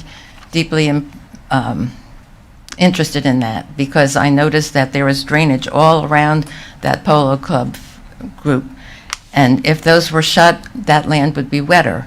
So it would be a perfect land to add on to Atlantic Ridge. It's right next door to Atlantic Ridge, and right above it is this huge canal. That's also keeping wolves away from those places. So we need habitat restoration, and we need it for the Loxahatchee River. We need it for the South Fork of the St. Lucie. And I just wish we had the time to have these conversations outside of this timeline that we're now on. My understanding was that the transmittal should come back to you, what, in 150, the transmittal will come back from the state in about 150 days. If that's the case, that's the middle of August or someplace in August? No, 50. Oh, 50 days. Oh, even worse. It's at the beginning of summer. I may not be here for the beginning of summer. I may be elsewhere. Hopefully, I'm still alive. So my thinking was then that would be a hard time for people to get together and have more conversation about it. So my hope was that we could have had these workshops before transmittal, and I just had to say that stuff. Thank you. Thank you, ma'am. Frank McChrystal? Frank's the last public speaker. Frank? Good afternoon. Just real quick, I just witnessed a county commissioner reel off 4 reasonable reasons against this, straight from the comp plan. And the only response we got from staff was debatable. I'd like to hear that debate. Thank you. Okay. Back to the board. Any questions for staff, the applicant? Staff, you have anything further you want to add? No. Thank you. Thank you. Commissioners? Commissioner Campy? From everything that I've been told about the project from our staff and through my research, I think that this is an appropriate project. We heard members of the public this morning, although they were opposed to the more universal land use change. Does that mean you can't hear me, Mr. Pine? Okay. From what I've heard from staff and even some of our speakers this morning that have a understanding of what this project could mean to the county, I think the environmental rationale is there. You know, for some people that are well off, maybe the economic advantages that the project would bring to our overall tax base doesn't affect them, but I know plenty of people that it would. I believe that the overall amount of homes that would be allowed in this new vision versus what the tax base is, if you looked at it in just regular average citizen homes in Martin County, is a huge multiplier, and I would accept staff's recommendation to transmit. Second. Okay, we have a motion, we have a second. Commissioner Heatherington. I'll just say, unfortunately, I wish this would have come in as a standalone project, because it's an amazing project, and I certainly support all of the details. It checks almost every box. I do hope that we'll address some of the residents' questions during this transmittal period, and after that, I'll definitely consider supporting it. Okay, we have a motion, we have a second. Any further discussion? Hearing none, all in favor of the motion, say aye. Aye. Aye. All is opposed? Opposed. Commissioner Hurd and Heatherington in opposition. Motion passes. Yes, sir. Thank you all very much. Thank Staff, you. thank you very much for all of your work. Thank you, members of the board. Please, Sorry? take a break, please. Yeah, we're going to take a 10-minute break. We'll come back at 3:30. And we'll take up item, I'm sorry, whoops, sorry.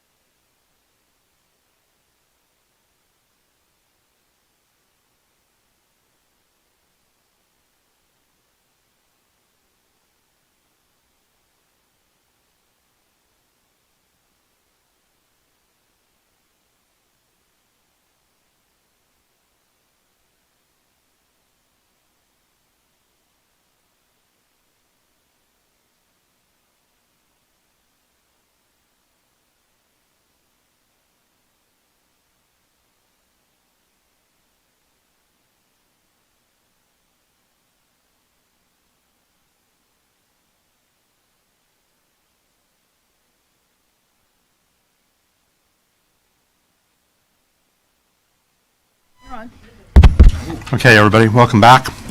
It's about 3:35 at this point. We're coming back to item board appointments, which is B and C, number 1, Historic Preservation Board appointments. Donna, good afternoon. Donna Gordon, under administration. This is a Historic Preservation Board. You have three categories of positions to appoint. Joette Lorian Rice is demonstrated knowledge specific to history in Martin County. Sherry Lee's a realtor.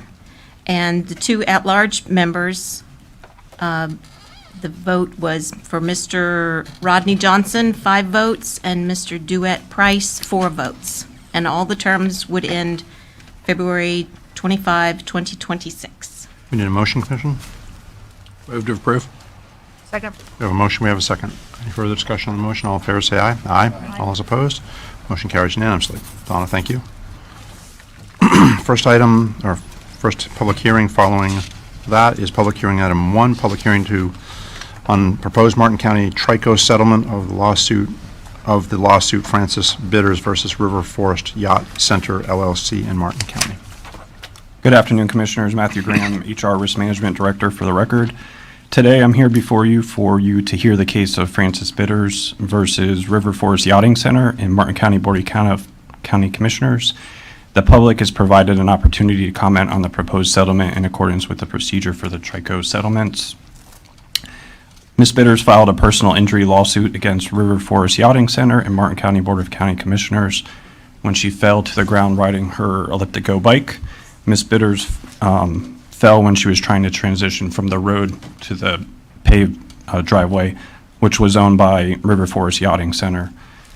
Gary Dundas was assigned as a attorney representing the county in this case.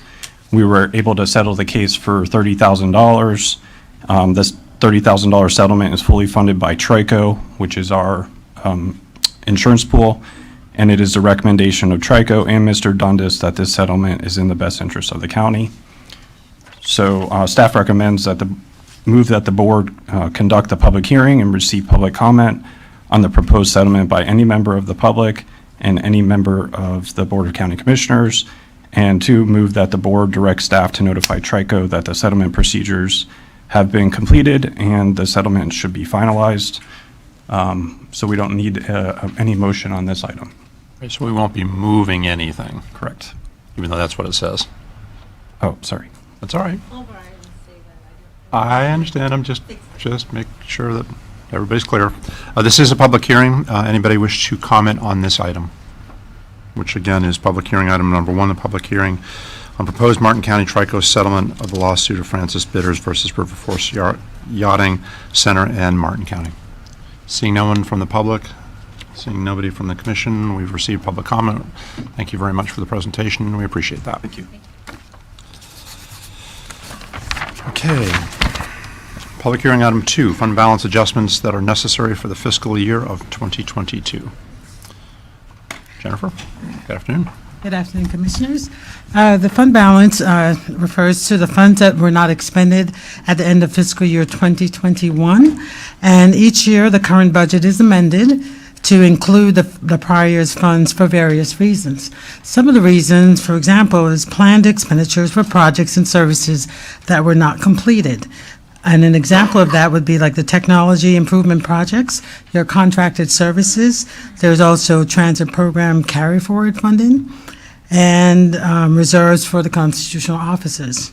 There's also revenues that exceed the projections. For example, ad valorem is budgeted at 95%, and normally we receive more than 95%. The half-cent sales tax, miscellaneous revenues, and the tax collector excess fees.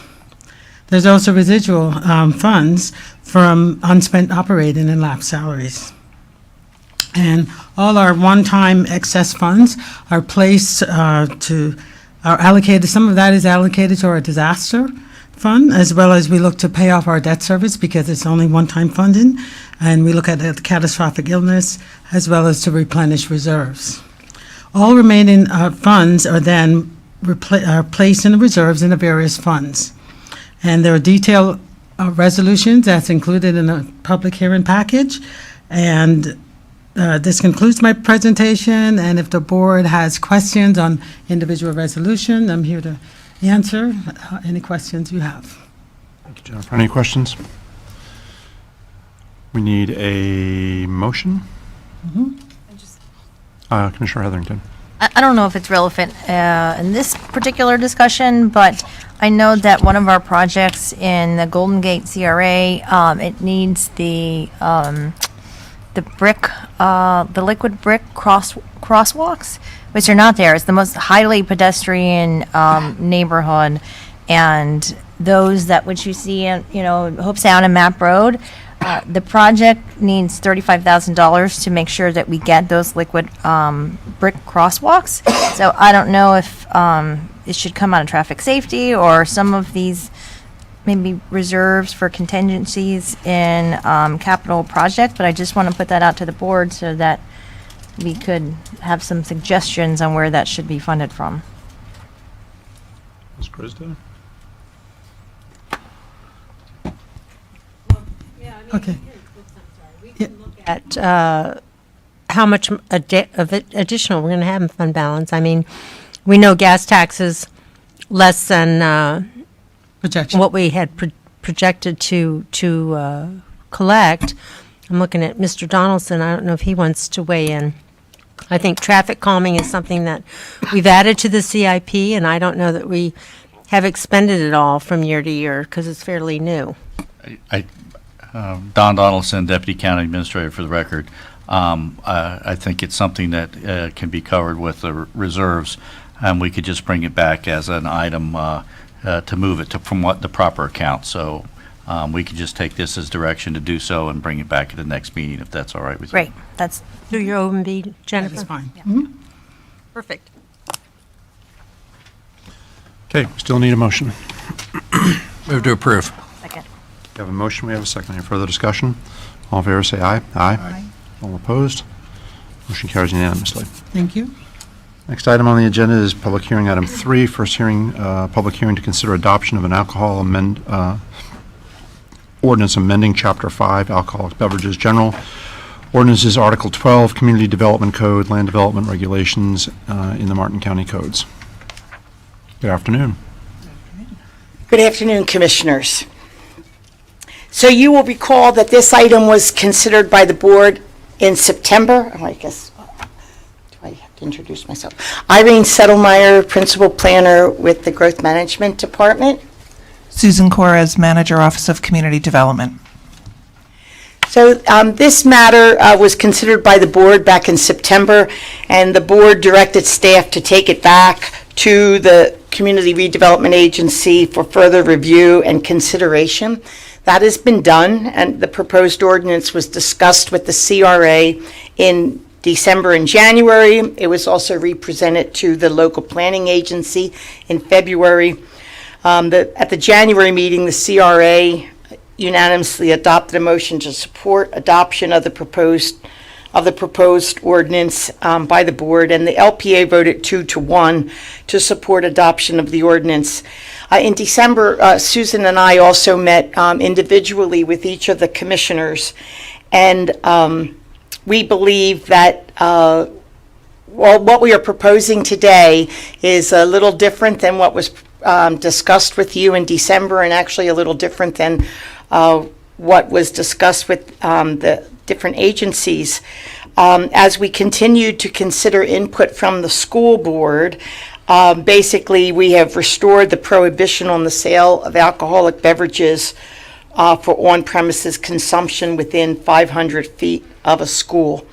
So staff believes the current draft of the ordinance is responsive to input from the school board and remains consistent with the direction we received from the local planning agency and the CRA, even though we presented something slightly different.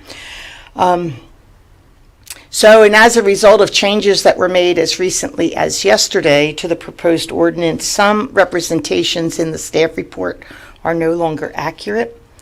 So what does the ordinance propose?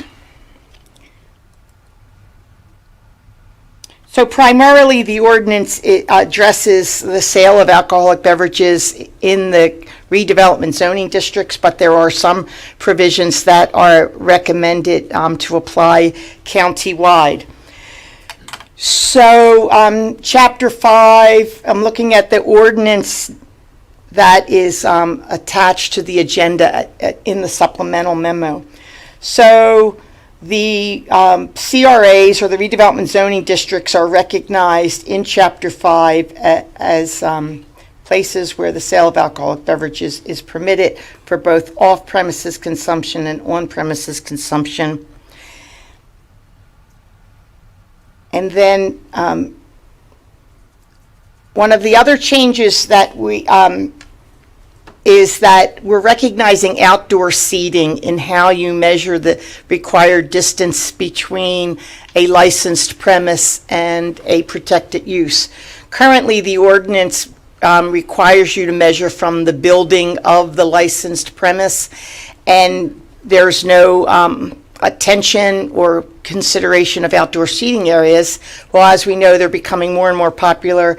And so we're providing or recommending in this proposed ordinance that if the licensed premise has outdoor seating, that you measure between the closest point of the outdoor seating or the closest point of the building to the protected use, whichever one is closer. And that is, you can see we're still in Chapter 5. Staff is recommending that provision for countywide applicability, or for the board's consideration for countywide applicability. So another small change that is recommended for countywide applicability is what I've been calling the who came first rule. All of the, there's some slightly different text in several different places in this ordinance, but the current text focuses on the license holder. And we believe from direction we received at the September public hearing that it's not the individual person who holds the license, but it's the use of that site, of that building, of that business as a licensed premise. And so we are recommending tweaks in the text that doesn't refer to the particular license holder, but refers to the licensed premise, or a predecessor licensed premise being established before the protected use. In this case, I'm looking at the school text, but the same text is proposed in for the other sections.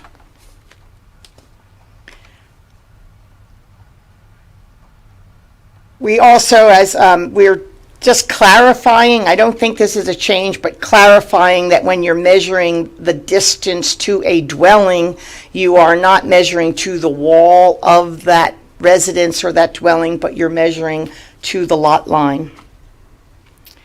And that's recommended for countywide applicability.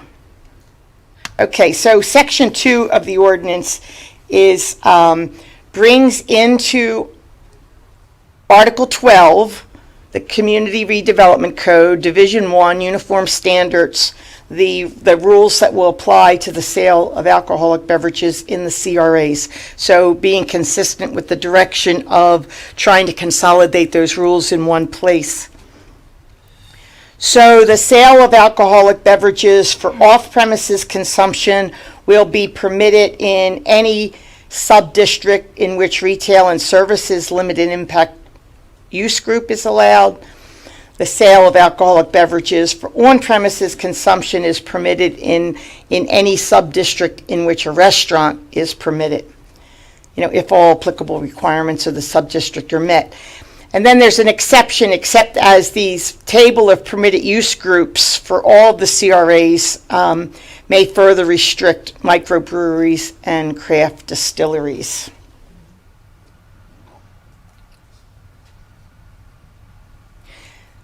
So with regard to places of worship, parks, playgrounds, residential zoning districts, and sub-districts and dwellings, in a redevelopment zoning district, the sale of alcoholic beverages for on-premises consumption shall not be permitted within 50 feet of a protected use. And the 50-foot minimum separation is not applicable if the protected use is located in a core waterfront or industrial subdistrict. So if the protected use, i.e. the dwelling or the park, the playground, the place of worship, is in the core areas, the core waterfront or industrial subdistrict, the 50-foot separation is not mandated. Irene, quick question. You have a residential use adjacent to an existing bar, restaurant, what happens? So if if the licensed premise exists prior to the protected use, then there's no rules. That it's whichever comes first. Yeah, so we'll see that text. Just We were not going to put anybody out of business who was there before the dwelling was there. Well, if they were there at the same time,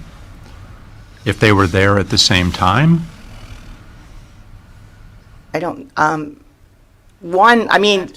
like instantaneously, they both appeared at the No, but if both lots have been platted for 100 years. Right. There's been a house and a restaurant, bar, something on the other parcel, and they're adjacent to each other, what happens? They're allowed to continue as they currently exist. Right, thank you. So that if the licensed premise has outdoor seating and is adjacent to a dwelling, so here's an area where the protections are getting stricter, or we're protecting residential uses a little more than the current code does. So if there is outdoor seating and it's adjacent to a dwelling, the licensed premise must also provide an 8-foot wide landscape buffer and a solid finished masonry wall no less than 6 feet in height between the licensed premise and the dwelling. Okay, so again, you have a residential dwelling next to an existing use, and this says now you have to have an 8-foot wide landscape buffer or a wall. Well, no, there's no retroactivity. If a licensed premise has outdoor seating, means it exists. That doesn't say if it's going to have outdoor seating. If the licensed premise, that means it exists today, has an outdoor seating or is adjacent to a dwelling, the licensed premise shall provide an 8-foot wide buffer.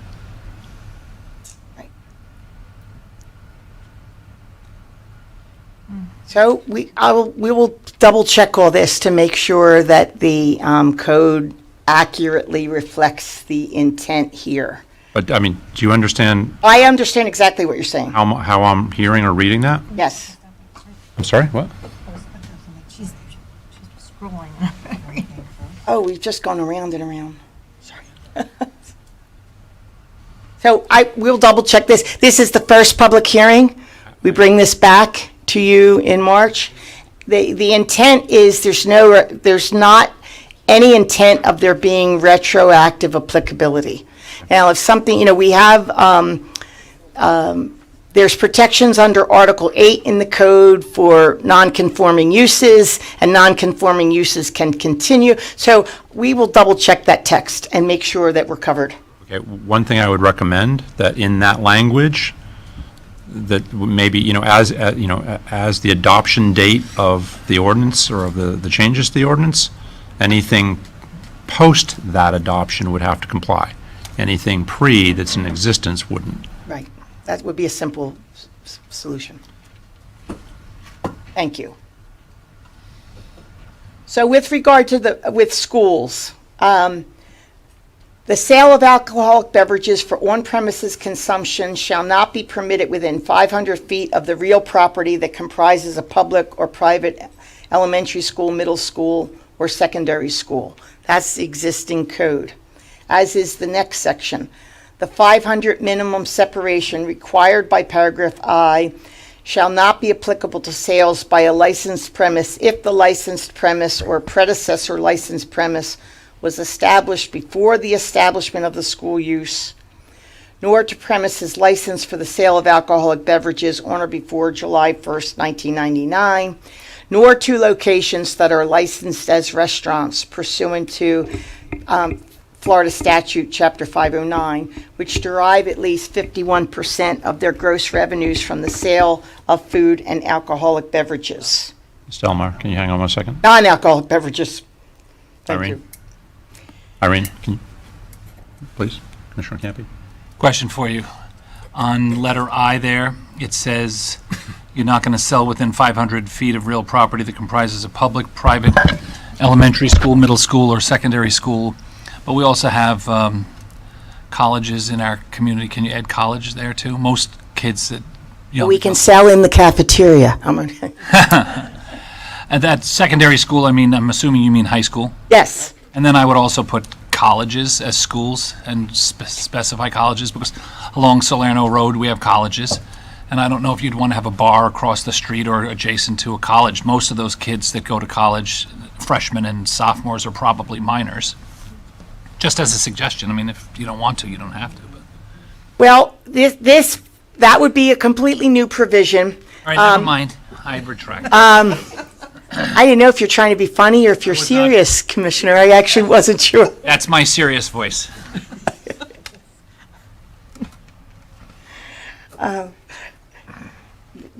Both of these provisions actually are right out of state law, that you cannot sell alcoholic beverages within 500 feet of a school, and the provisions about restaurants that derive 51% of their gross revenue from the sale of food and non-alcoholic beverages. That's also provided for in the state statute. So the measurement of distance, we covered that it would be from, if there's an outdoor seating area, it's going to be the closer of the building or the outdoor seating area.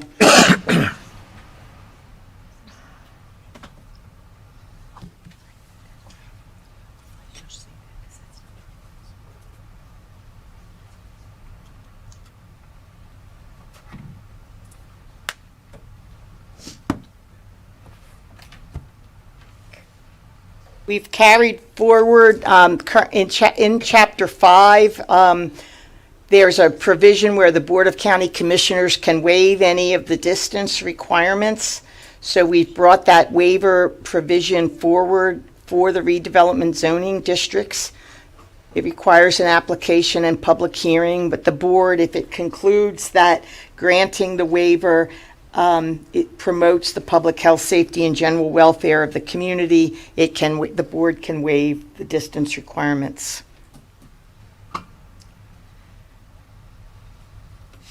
So now I need to turn to some text that is a little different than what you have.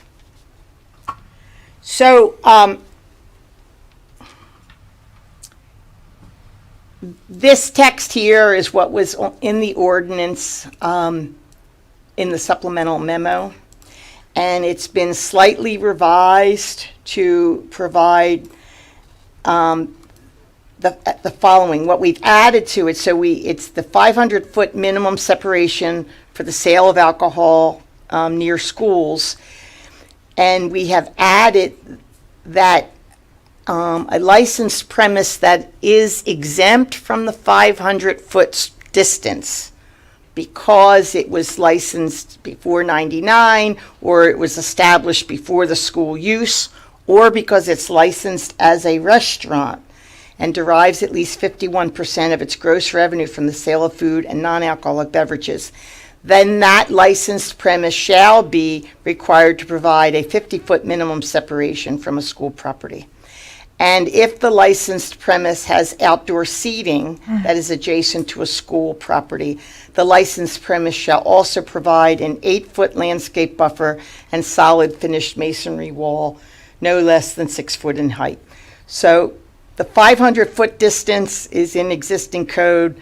The exemption for places licensed as restaurants that derive 51% of their income from non-alcohol and food, that's existing law. What we're adding is if they're exempt from the 500 feet distance, rather than there being no separation or no buffering required, we're providing that you shall provide a 50-foot separation and if you have outdoor seating, a landscape buffer and a wall. So we're strengthening the buffering near schools. So Irene, this Yes. goes back to my other question. So an existing business that is exempt from those issues, that's been there since 1999.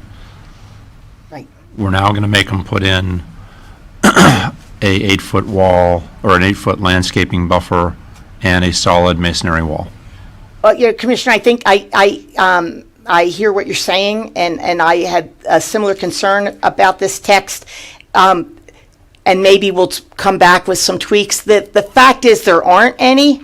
We've studied the maps, and there aren't any licensed premises that are going to fall into that loop. But we will fix this to make sure that it's clear that there's no retroactive applicability to such premises. If something exists legally now, we are not retroactively requiring them to do anything. I'm only thinking about this with the amount of flack we got about dumpsters. Yes. Everybody thought that was a really neat idea, but we weren't writing the check. And initially, we were requiring a masonry wall. Right. Sensitive to the idea that it's, Yes. these are words on paper, but when somebody's writing the check, it's like real money. Yes. And if you don't have a 50-foot separation now and an 8-foot landscape buffer, you can't create the space, right? I appreciate that. To the extent anything is unclear, we will all scrutinize that again to make sure it's perfectly clear. And I appreciate your attention to that. We'll hear about it. Yes. Okay, so back to the agenda item.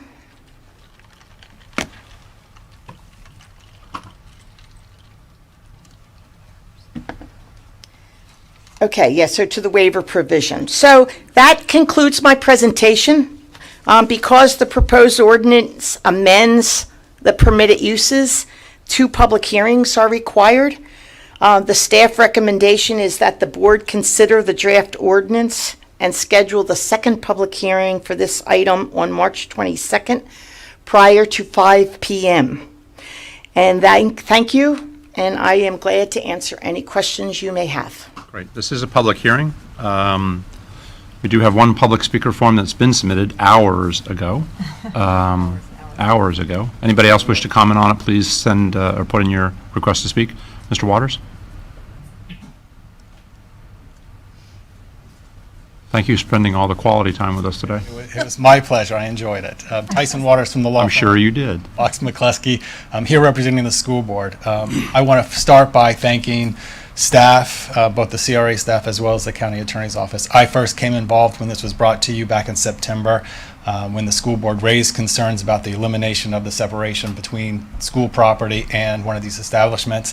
Since that time, I reached out to Irene and Susan in the county attorney's office and probably had half dozen to 10 conversations with them and went through iteration after iteration after iteration to try and express my comments, report back to the school board, come back to staff and express some comments and work through it.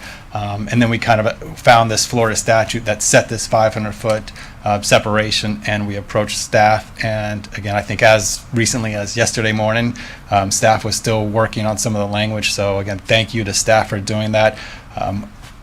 I'm super pleased with the language. I think it keeps the integrity of the 500-foot separation that's set by state statute. But as staff's mentioned, they actually increase the separation for other on-site consumption, which I think is a wonderful thing, together with this masonry wall and the hedge. So my next step is I'm going to report back to the school board at their workshop, most likely on March 1st, in advance of your March 22nd meeting.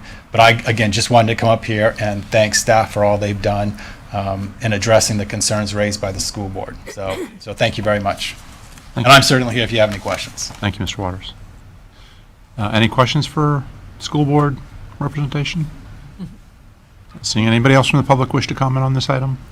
Back to the board. Move to approve. Do we need to add in there that clarity, or?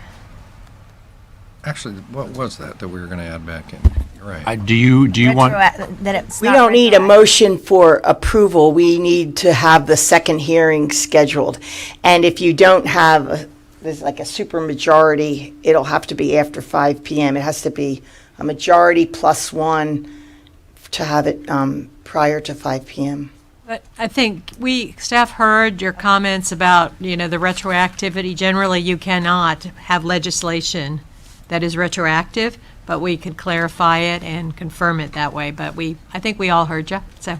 Okay, so you don't need a motion to approve this, we just need to, You need a motion to set the public hearing for March 22nd. before 5 o'clock. And staff has recommended. You can just, that'd be great. That would be my motion. I will second it. We have a motion, we have a second. Any further discussion on the motion? All in favor of the motion, say aye. Aye. All opposed? Motion carries unanimously. Time out. Okay, great. Thank you. Thank you very much. Tyson, thank you for all day. Next item on the agenda is Department 1, Office of Management and Budget, which require board approval. Hopefully the school board compensated them handsomely. Welcome back. Good afternoon again, Commissioners. Jennifer Manning, OMB Director. I have 8 items on the agenda today. And the first item is Human Services Division is requesting permission to apply for a $20,000 grant through the American Association of Retired Persons. If the funding is approved, it will be used for to install items such as wheelchairs, ramps, grab bars, also staircase handrails. There's no match required for this grant except for staff time. The second item is permission to apply for the FY 2022 Transportation Alternative Grant Program, and this is for a sidewalk off Southeast Washington Street. The funds will be used to construct a new sidewalk, and the amount of the grant is $167,400. It does not require a match, and it will only cost for maintenance and staff time. Third item is permission to accept the fine grant reimbursement for removal of 13 derelict vessels in the amount of $40,000. These vessels were removed last year, so these funds will be added to the carryover funds in the derelict vessels. Item number 4 is permission to accept the budget modification for the hazard mitigation grant associated with 3 historic residences in Hope Heights. This is additional funding in the amount of $332,089. It requires a match of $101,000, but these funds were modified due to the increase in the housing prices, and it is a good thing for us. Item number 5 is another hazard mitigation modification, and this is for 10 residences in Hope Heights. This grant amount is for $545,000, and it requires a $173,000 match. Item number 6 is a request for a budget transfer from the broadband reserves and for repairs of the fiber optic cable that was destroyed or damaged through multi-vehicle accident. The amount of requests is $18,262. Item number 7 is a request for budget transfer from reserves and for the settlement of the Ann Scott court judgment involving judgment fees, and it's for $127,640. And we would also like to add an additional $12,623, which was the final judgment we received last Friday. So the total amount we are requesting from reserves is $140,264. The final item is a request for an FTE. The library department is requesting an FTE, which they're planning to use 2 part-time 20-hour positions to mitigate the impact of the costs for acquiring this position. They believe it will, help to retain a good position and help to train someone that will be around for a while. And that concludes my presentation. Thank you, Ms. Manning. Any questions? Need a motion? So move. Second. We have a motion and a second to accept the recommendations from OMB. All in favor, say aye. Aye. All those opposed? Okay, that really passed 3-2 because I didn't hear anything from my... I opened my mouth and nothing came out, I'm sorry. Aye. Thank you very much. It's helpful. Motion carries unanimously, I think. Thank you. Department 3, discussion on conservation land acquisition funding. Or no, did I skip 2? I skipped, I'm sorry. Item 2, Department 2, contracts that meet the threshold for board approval of $1 million or greater. I know you've been waiting all day. I have been all day. Good afternoon, Christy Brotherton, Purchasing Manager. We have 3 items for your consideration today. The first item is a contract for Leilani Heights Neighborhood Restoration. This is our first ARPA-funded construction project. Staff is recommending that the board award the contract to the lowest responsive and responsible bidder, which is PRP Construction Group, which is out of Indiantown, in the amount of $1,324,849.50. Move that the board approve the CIP revision to add American Rescue Plan Act and U.S. Department of Treasury Coronavirus State and Local Fiscal Recovery Funds. And 3, move that the board authorize the county administrator or designee to execute any and all documents related to this request. The next contract is a continuing services contract for food service supplies, and cleaning products. This contract has a maximum not to exceed value of $2,500,000 with a maximum not to exceed term of 5 years. Staff recommends that the board award the contract to the lowest responsive and responsible bidder, which is Cheney Brothers Incorporated, and move that the board authorize the county administrator or designee to execute any and all documents related to this request. And last, we have a change order for the Sailfish Sands Golf Course and Pro Shop project. To summarize, we've got, let's see here. As the project is coming to completion, other aspects of this project are in need of additional funding, primarily due to inflation that the county is experiencing between when the initial cost estimates were made back in 2020 to the present time of 2022, and discovery of items that were unforeseen and therefore not included in the initial bid. This latest change order should provide the necessary funding to complete the project. And therefore, the staff recommendation is that the board approve change order number 1 to the contract with Hooks Construction Company in the amount of $618,454.10. Move that the board authorize a budget transfer from Park Impact Fee reserves and general fund reserves. And 3, move that the board authorize the county administrator or designee to execute any and all documents related to this request. And that Christy, if you can concludes. hold right Sure. there, please. Commissioner Hurd. Yeah, can somebody explain what the $618,000 change order is about? Yes, Mr. Zarma has a detailed list, which staff has been going over tirelessly. A lot of money. Sure is.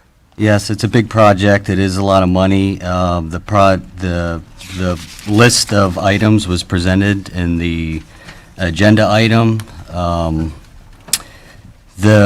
Primarily the bulk of the change orders is for scope originally intended for other contracts, such as we removed a section of the parking lot scope, so there was not throwaway, if you will, or damage by the construction of the building. So we removed scope from the parking lot project, and we elected to put it back in this contract for them to complete the project without any damages. That was in the order of $120,000, which we are going to recover funds from the other project to compensate for that. We also have golf ball netting that we needed to install, and we have furniture in the building that we originally had in the bid. We were looking for cost savings measures, but for the sake of cost increases and supply chain issues, and to keep the project moving for opening, hopefully in June, we elected to add the furniture to this project. So those items, along with allowance increases, we provided allowances in the bid because we didn't have accurate pricing at the time of the bid for kitchen equipment and golf ball dispensers for the entertainment section of the facility. That was $60,000 in increases, along with we added the pro shop to the project, which is a separate rehab project. There was some unforeseen conditions such as leaks in the roof. We had to repair sheathing. That was in the order of $20,000. So when you add all that up, that's almost $500,000 alone. So and then you have minor changes, in a typical construction project, and minor additions. And those accounted for about $120,000, which really is 3% of a project, minus the other large-scale items. I can go into more detail on anything you'd wish. Tell me again about the furniture. Wasn't that already in the budget? I mean, we just approved this on 10/27/2020, which wasn't that long ago. I recognize that there's been inflation, but $618,000 out of a $3.9 million project seems like it's excessive. It's part of the overall project, but it wasn't in this contract. So we're electing to. Why wasn't it in the contract? We originally had it in the contract, and like I stated, it got pulled out in the addendum because we thought we can save costs through other vendors or possibly under another contract, but that's just was not achievable with the escalating costs, so we wanted to lock it in with this contract. We also, according to this item, the exotic removal, we saved $300,000 on that. Where'd that money go? Commissioner Hurd, all that has been utilized within, if you remember, during the board meeting for budget, you removed the exotic removal, and that was $500,000. As this project evolved, the contractor came forward and said that if we would go ahead and do the exotic removal at that time while they were already mobilized, we could save the $300,000. So you never had the $300,000 in the project to begin with because the board took it out. So that created a $200,000 deficit. Okay, so it's not 618 plus 300. No, the 618. Exotic removal wasn't included in that before? The exotic removal is not on this. That's part of the facility overall. Right. This is just specifically for the clubhouse and pro shop. Okay. So where was the $200,000 for exotic removal? Where was that entered? Well, Funding source. I can answer that because I went through all this about 5 or 6 times. As staff was moving forward, there was a balance, if you will, for the project between the debt service funds and the other funds that had been allocated toward this. So at the time that the exotic removal, which was done, which has probably been 12 months ago, Mr. Abate, at least almost, it'll be 12 months in August. The budget had sufficient funding to be able to do this. But as we got closer to the finalization of the project, we realized we needed more money. Kevin Abate, for the record, correct. We started the exotic removal mobilization under a contract in May of last year. We started the planning for it before it was reduced in scope. And the money is being proposed to be funded with park impact fees and general fund reserves. What were the park impact fees being reserved for? How much was park impact fees, and where were they going to go before it was recommended that they should come in, be used for this change order? Those impact fees were in reserves. They were not allocated through the CIP process last year when you did your CIP. As you know, the impact fees have been modified by the legislature so that you no longer will collect those impact fees until there's a CO issued. And then part of that language was also to restrict those impact fees that are collected from that time forward to the areas where they're being collected. So these park impact fees were collected previously in a more general nature. I mean, Mr. Bate could use them toward another park expansion if we wanted to allocate them towards Citrus Grove. I don't know what else you've got on your horizon there for those, but that's why I thought it was more appropriate to go ahead and utilize them. They're sitting on a balance about $518,000 right now, and this will help us kind of use those up and put them behind us. And tell me how this expands capacity at the golf course. We added, as referenced in the item, we added parking spaces. Mr. Zama can tell you exactly how many. We're adding square footage to the clubhouse. We're adding 2 stories to that clubhouse with the hitting bays. So the capacity that we've been able to provide and the driving range, I mean, this project has morphed, if you will, into a much more significant project. The board challenged us to get this project done and to make it a wonderful amenity for the public and those that want to use it. So that's what we've strived to do.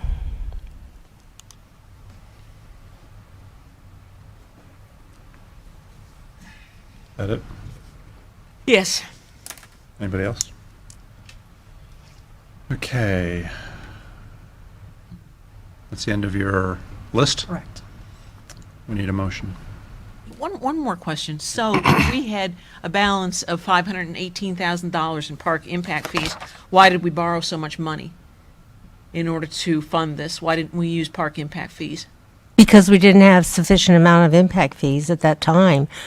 Those impact fees previously were utilized, I mean, probably from year to year. We've never had more, Mr. Bate, you would know going through your CIP, we've probably never had a balance of more than, what, $1 million, $1.5 million? I mean, we've not been sitting on $5 million of impact fees. Correct. We have not had any projects in the last, I don't know, since Citrus Grove was built, since when we use impact fees, that I can remember, that we've tagged a project to. So they, I'm wondering why you didn't tag these park impact fees when we borrowed the money to make the improvements in the first place, if they were eligible. I think, actually, I'll retract that. I think the last project that we tagged impact fees and used what we had was Phipps Park Campground. I believe that was the last one, which is Yeah, I currently think under so. construction right now. And so that's the last, that's currently under construction, and we've collected in the last 2 years impact fees, which we haven't tagged to any project and are being assigned to this one. Thanks. Any further discussion? We need a Motion motion. to accept staff's recommendation. Second. We have a motion, we have a second. Any further discussion? Hearing none, all in favor say aye. Aye. All those opposed? Motion carries unanimously. Thank you. Thank you, Christie. Okay, item, department number 3, discussion on conservation land acquisition funding.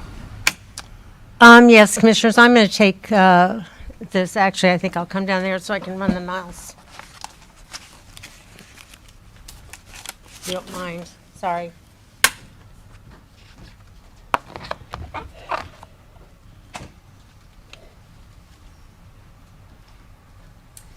So staff was asked back on September 14th to provide an update on Martin County's land acquisition efforts. And so through that conversation, the board had directed staff to come back with some funding options which could be considered should they decide they want to proceed with the conservation land acquisition program that would be designated toward land acquisition of those parcels that are critical to the Indian River Lagoon South Comprehensive Everglades Restoration Plan, which is SERP, and the Loxalucy. So staff was asked by various commissioners when this item was coming forward, and so I actually went back and looked at the meeting to make sure if there was a time frame on it. And at that time, we had not put a time frame on it, but knowing if this is going to be an initiative that the board wants to proceed with, we need time in order to get this squared away. So the presentation included Indian River Lagoon South, Palmar, Loxalucy, and the Blue Wage programs. And in that presentation, which staff did, they identified over 45,000 acres of potential future acquisition with those four various areas I just mentioned. And we also estimated the acquisition to be between 650 million to 750 million. At the time, the board expressed their desire for us to move forward. And as you go through the item, you can see these were removed from that slide presentation that the staff provided to you, so it's nothing new. But you can see what the IRL South has, what Palomar has, Lucaloxy, and the Blue Way program. So when we were looking at those funding options, there's some that I could tell you are more advantageous than others. The board has the ability to dedicate a specific millage rate toward an acquisition program.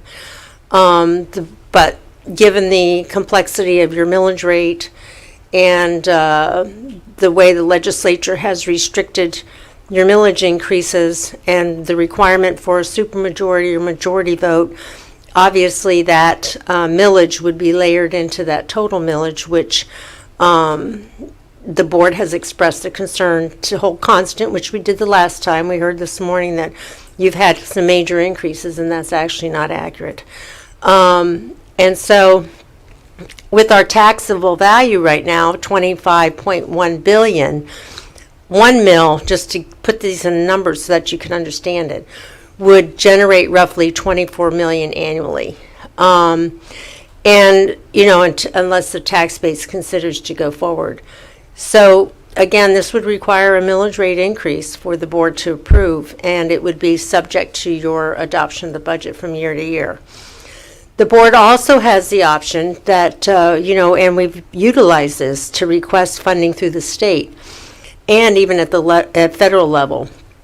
And this is obviously dependent upon what kind of monies the state or the federal level would have available for such grants. And a lot of times they require you to have a match for those grants. So again, you'd have to have some sort of a dedicated funding base. As you experienced with the Connect to Protect program, the board was willing to put $4 million in dedicated funding forward, and that has allowed us to significantly leverage that $4 million into, I think the total this last that I knew about was 18 million of grants that we were able to get for the various Connect to Protect programs, and that's our septic to sewer.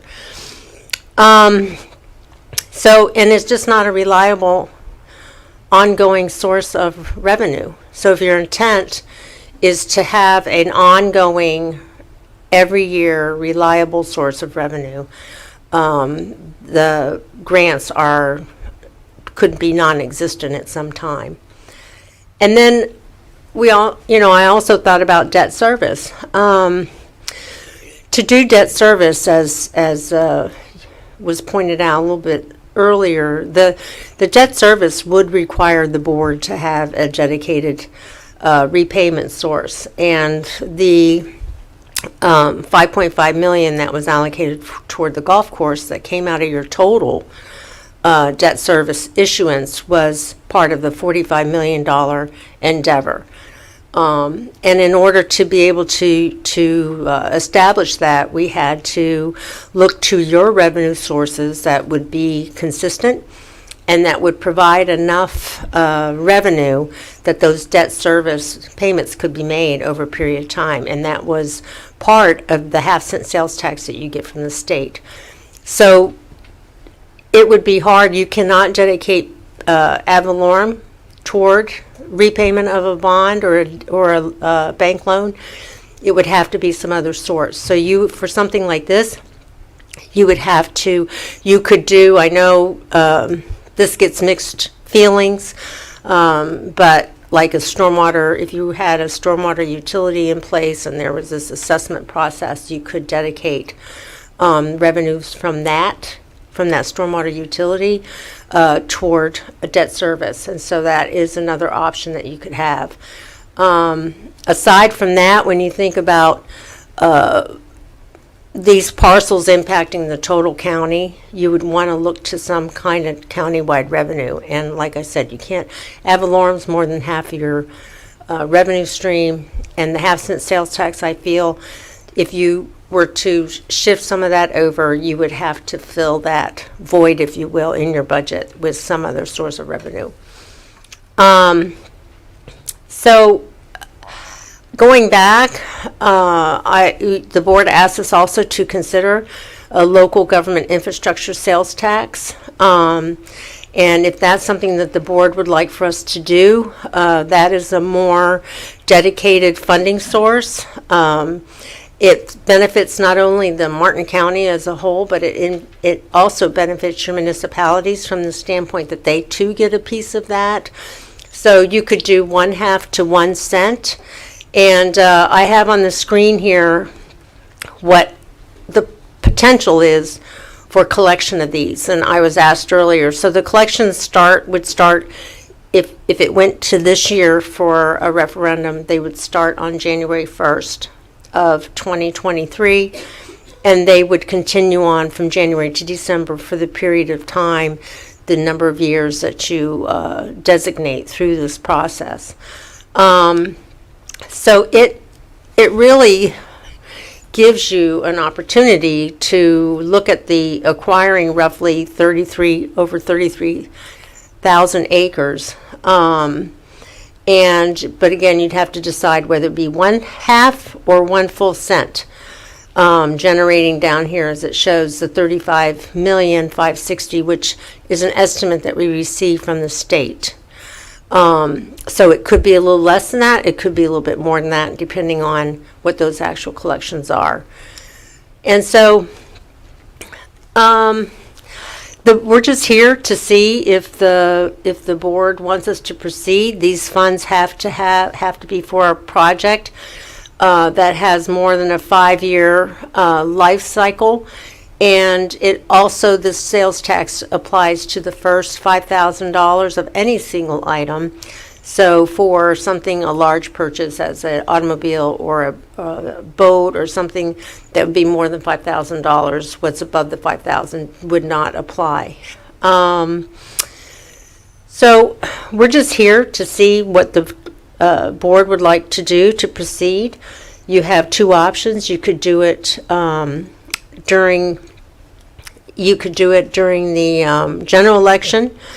That saves the county the expense of doing it separately. You could also do it at the primary election. So we would recommend, the only time the board would have to absorb additional costs for this would be if you decided to have a special election for it. And so this year, we do have more individuals running for office for re-election.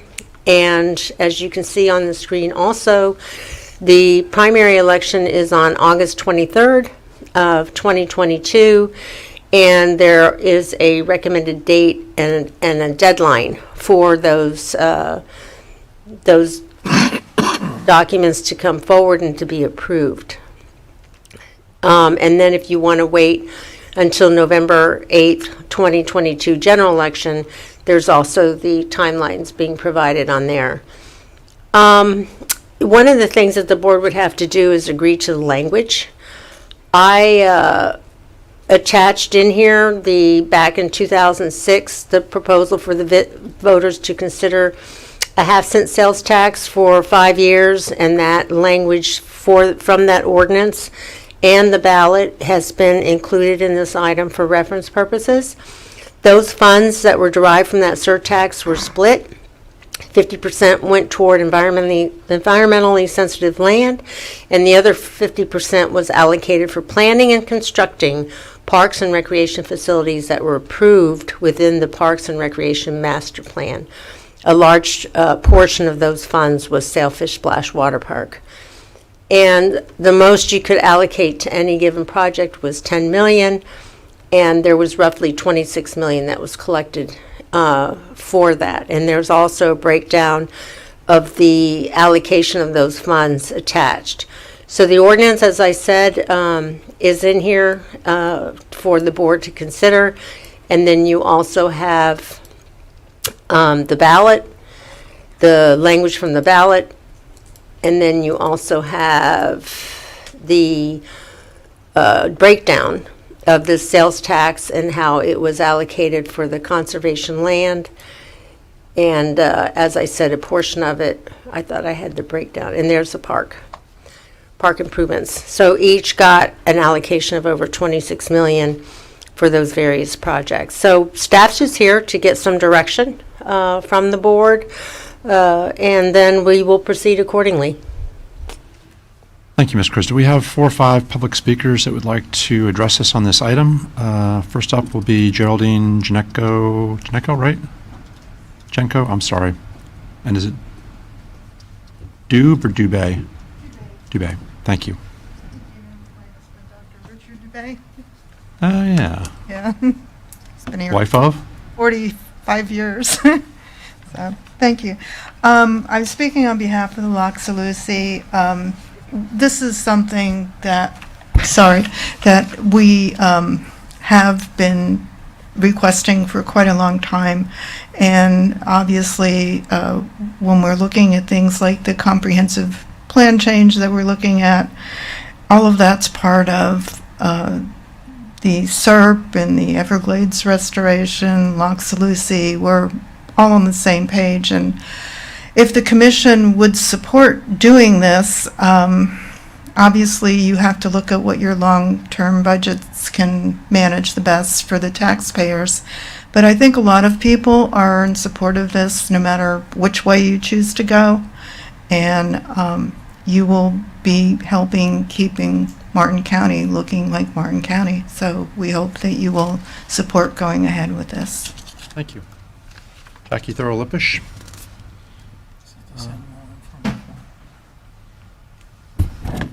And did Len come back? Len Susi? You're going to speak for Len? He's sitting out in the lobby.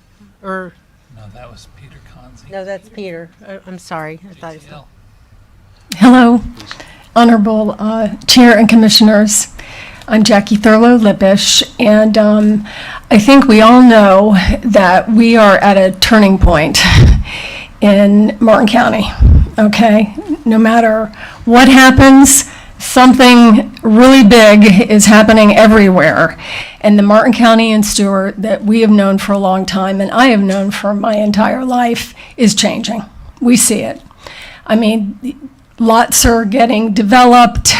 You go down the street and there's buildings that are built, and I respected the comments made, but I have to say that you're separate, but you're not. City of Stewart and Martin County, you are connected. We are all connected, and Stewart is our county seat. And so we all affect each other, and the economy is roaring in this bizarre time that we're living in, and things are getting developed, and it's going to continue. And a lot of it is because the state has been open, and Governor DeSantis has kept it open, and that's great. But long after things fall off other places, they are going to keep getting developed here. And none of us like putting a burden on people with a tax. But I just ask you to give people the opportunity to support a tax, because this is our last chance. This is our last chance to save lands for the future. And we need it. And Martin County has always been different. And it's the investment that the county has made in the past that has made it different. And I beg you to give people a chance to make that investment for the future. If they say no, they say no. But I think anybody, no matter what your background is or where you come from, you can see that we are just getting totally developed. And won't it be great to save some of it for our children? And I liked your ideas, Ed. Sorry, Mr. Campy. But I think you could do both. Okay, I think you could do both. Thank you. I really appreciate it.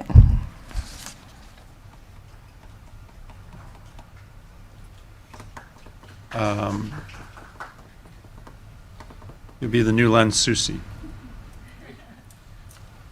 If you could, force when you finish, if you just fill out a new one for us.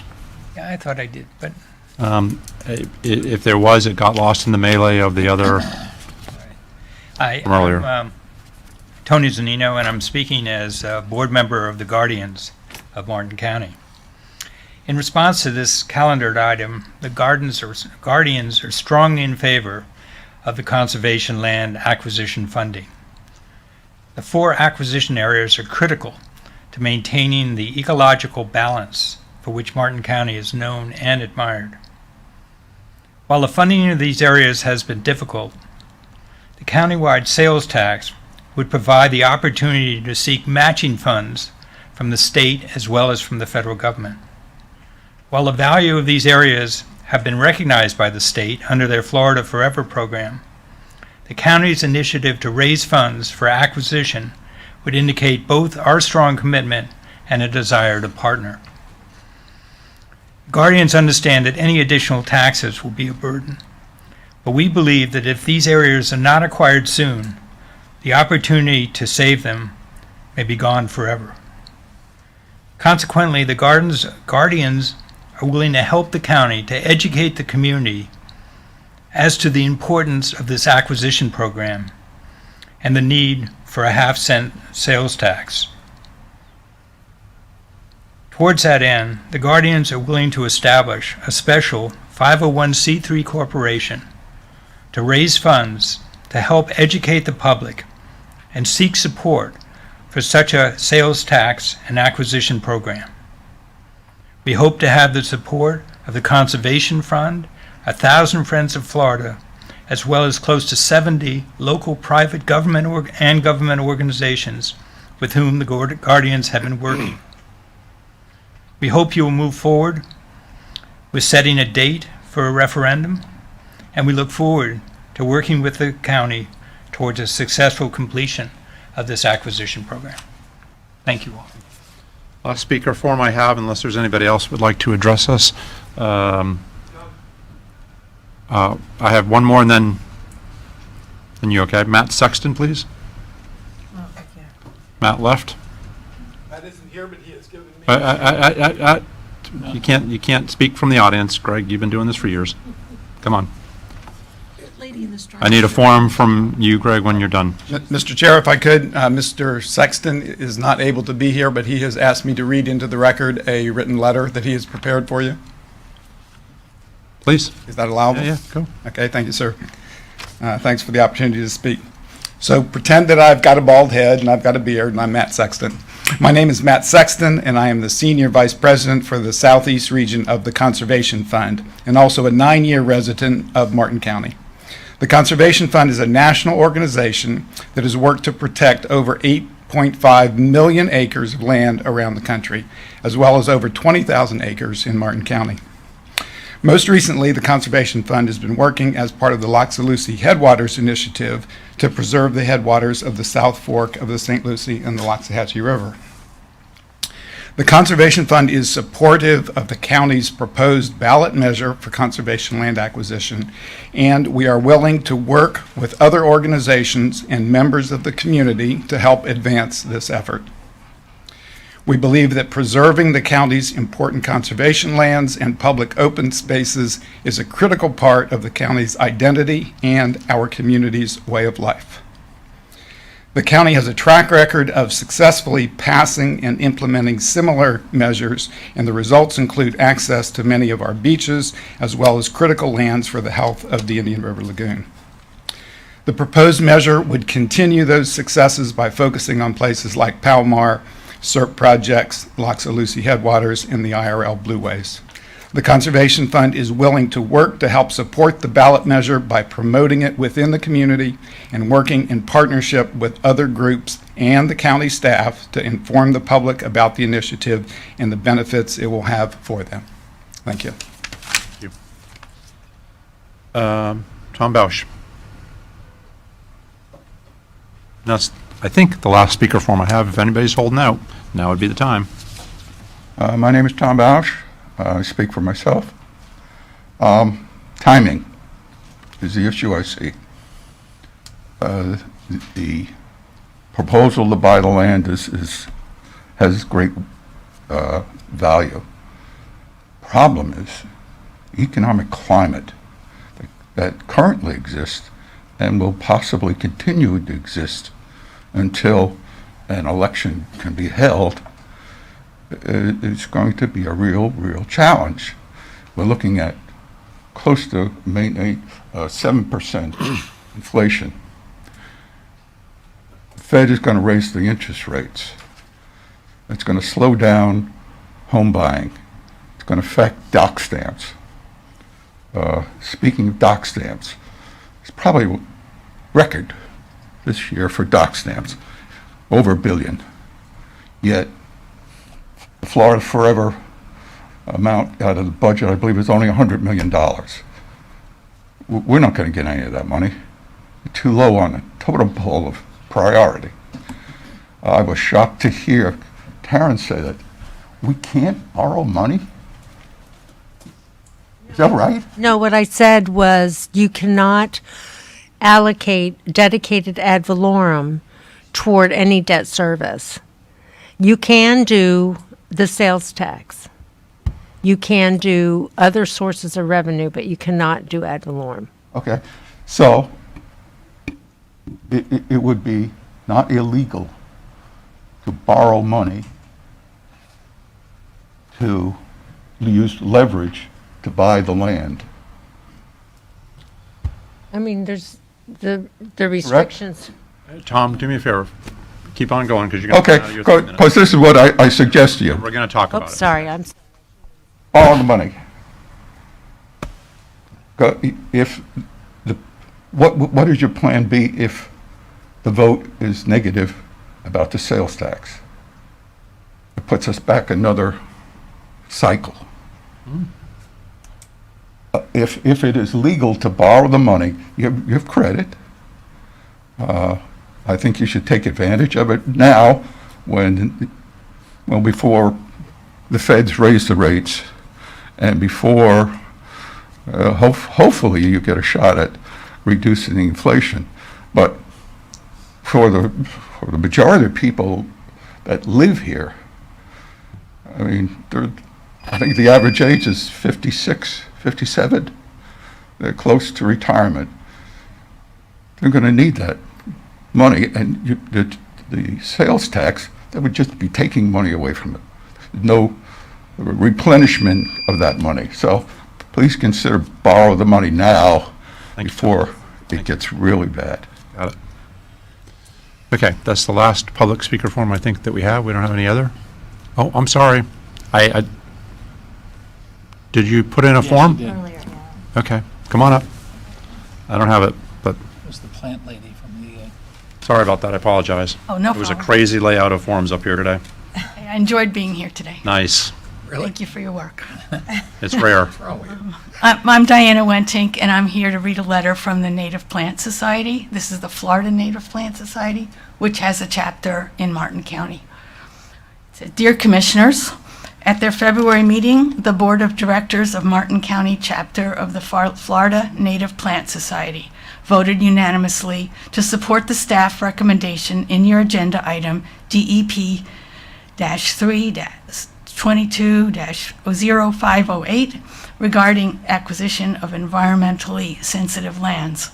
We support your proceeding with designating a date later in 2022 to allow the voters of Martin County to decide whether or not to support a potential increase in the local sales tax in order to acquire properties for conservation in the Indian River Lagoon South CERP project, Palmar, the Loxalucy Headwaters Atlantic Ridge Ecosystem, and the IRL Blue Ways Program.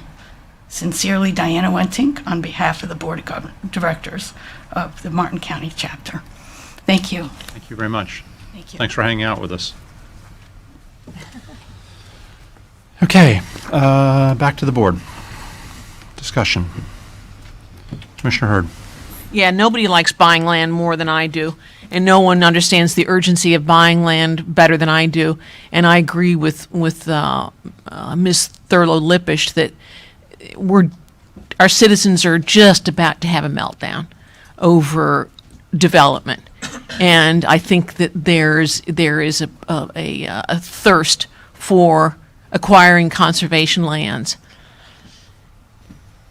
But until today, I was very enthusiastic advocate for probably a half-cent or cent sales tax.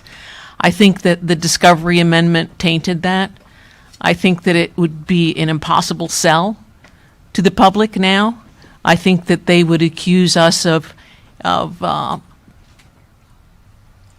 filling the pockets of developers and special interests with money. We just made their land that much more expensive for us to buy. There's a credibility issue because of the Discovery amendments that I think is just too high a hurdle to clear. So that's a big change in my opinion from yesterday. I don't think that we'd have voter credibility, quite frankly. And also, I think that if we hadn't done that, we would be in a unique position to leverage our dollars with state and federal dollars, an unprecedented leverage. But I think that's all changed. Anybody else? Commissioner Campbell. I disagree with most of what my colleague just said. I think that's just a backdoor of not wanting to support the sales tax, because much of the conversation that we had this morning, the reason that we even had the agenda item, one of the most important facets of the rural lifestyle, and I don't know if I'm completely in favor for a across-the-board, all over the county rural lifestyle designation, but we also discussed the project, the Discovery project, which was an orange grove. It wasn't pristine, environmentally sensitive land. It might have been a long time ago, but well before any of us showed up, it turned into an orange grove. That organization, that group came forward and said, we got a plan. We're allowed to build 175 or 50, whatever the amount of homes, 1 per 20 was. We don't need to do that.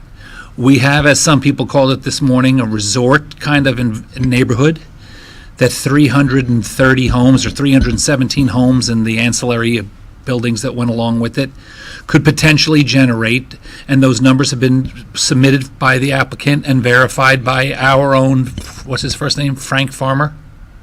What's Dr. Farmer's? What? Economist. He's an economist. He's reviewed those numbers, so we didn't just take the numbers that were submitted.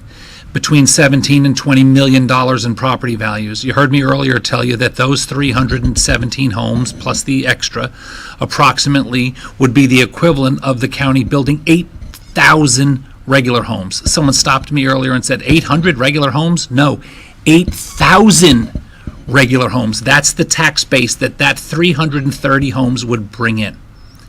I made a recommendation this morning to give this group that's been here several times, the last time they were here, I said right off the bat, we should peel off $1 million of our original budget that we already have and put that towards it. My colleagues, including Commissioner Hurd, said, not enough.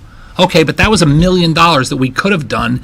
It's not like a wishful thinking million. It was $1 million. Now, I get it. It's a drop in the bucket. So today we talked about putting 25% of this particular project, which for all intents and purposes, when it's built out, could potentially generate $20 million in just the county ad valorem, not including the other potential $15 million that it would bring to the school district, the Children's Services Council, the South Florida Water Management District. They would all benefit from 330 homes, potentially, give or take. I don't think that approving that project this morning would have hurt our credibility. You could go, our staff could go to Tallahassee or to Washington, D.C., or anybody else that's looking to donate funds to participate and contribute funds to this and say, we are putting aside as a community out of our ad valorem $5 million. Commissioner Smith said, make it half of that. $10 million a year. That's real money. That's money that I think that the organization that came forward, this committee, the Loxalucy Committee, has a lot of credibility. It's the subcommittee, or the committee itself is filled with a lot of very well-known and lifelong advocates for the environment. I thought that was a terrific idea. That's real. My concern about the half-cent sales tax is we've done this a couple of times before. Sometimes we get different commissioners that want to get on board and support it. I've supported it in the past. Mr. Bosch started to just scratch the surface when he ran out of time. I came here this morning knowing I could not support the half-cent sales tax because I get the concept of allowing 5 commissioners to put it to the public and let the public decide if they want to do it or not and go through the process. But the message, and we've done that in the past, the message that will happen is 5 commissioners or 2 or 3 or whatever, not 2, 3 or 4 or 5, told the general public that we're looking to increase the sales tax by half, or now I've heard today, 1 full cent. I personally, knowing the people that I know, that I work with, that I go to church with, that I socialize with, including myself, don't want to pay any more in sales tax. The 7% inflation is real. The cost of everything going up is real. The cost of sending kids off to college and hopefully having, supporting young people that want to come back here, or our senior citizens that are trying to live here. We know that if we sent this out today, in my opinion, if it was approved, there'll be plenty of familiar faces here at our next meeting saying that it's a regressive tax, it's not fair, that you go after the people that struggle the most, and that resonates with me.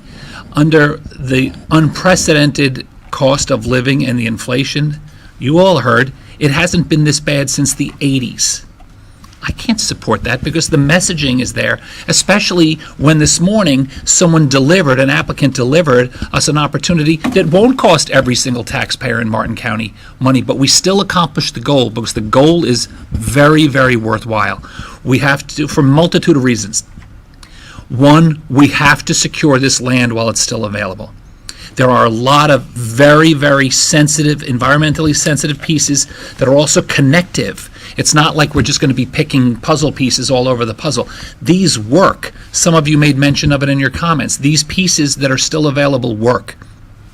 There was a gentleman that was here this morning that said he sold a portion of his personal private property to the county for an additional expansion of Maggie's Hammock Park. He said he sold it at cost or at whatever. He discounted it from what he probably could have gotten for it so that it also didn't become development. So if we collect properties that are environmentally sensitive, they do not become developed. They then are protected environmentally, and it adds to what we're able to accomplish. I think that could be done through private donations of people that might have philanthropic reasons, and then can be explained that what they're doing is super beneficial to the overall community, especially folks that have tremendous amounts of money and tremendous amounts of property. They're a lot more philanthropic than other people that are just trying to pay bills. We can also look to have people, and the Loxalucy Committee, when they originally came here, said they would be willing to do their own fundraising. They would be willing to go out and do a knock-on-door campaign. I'm putting words, it wasn't exactly that. Maybe there's discounted lands that can be purchased.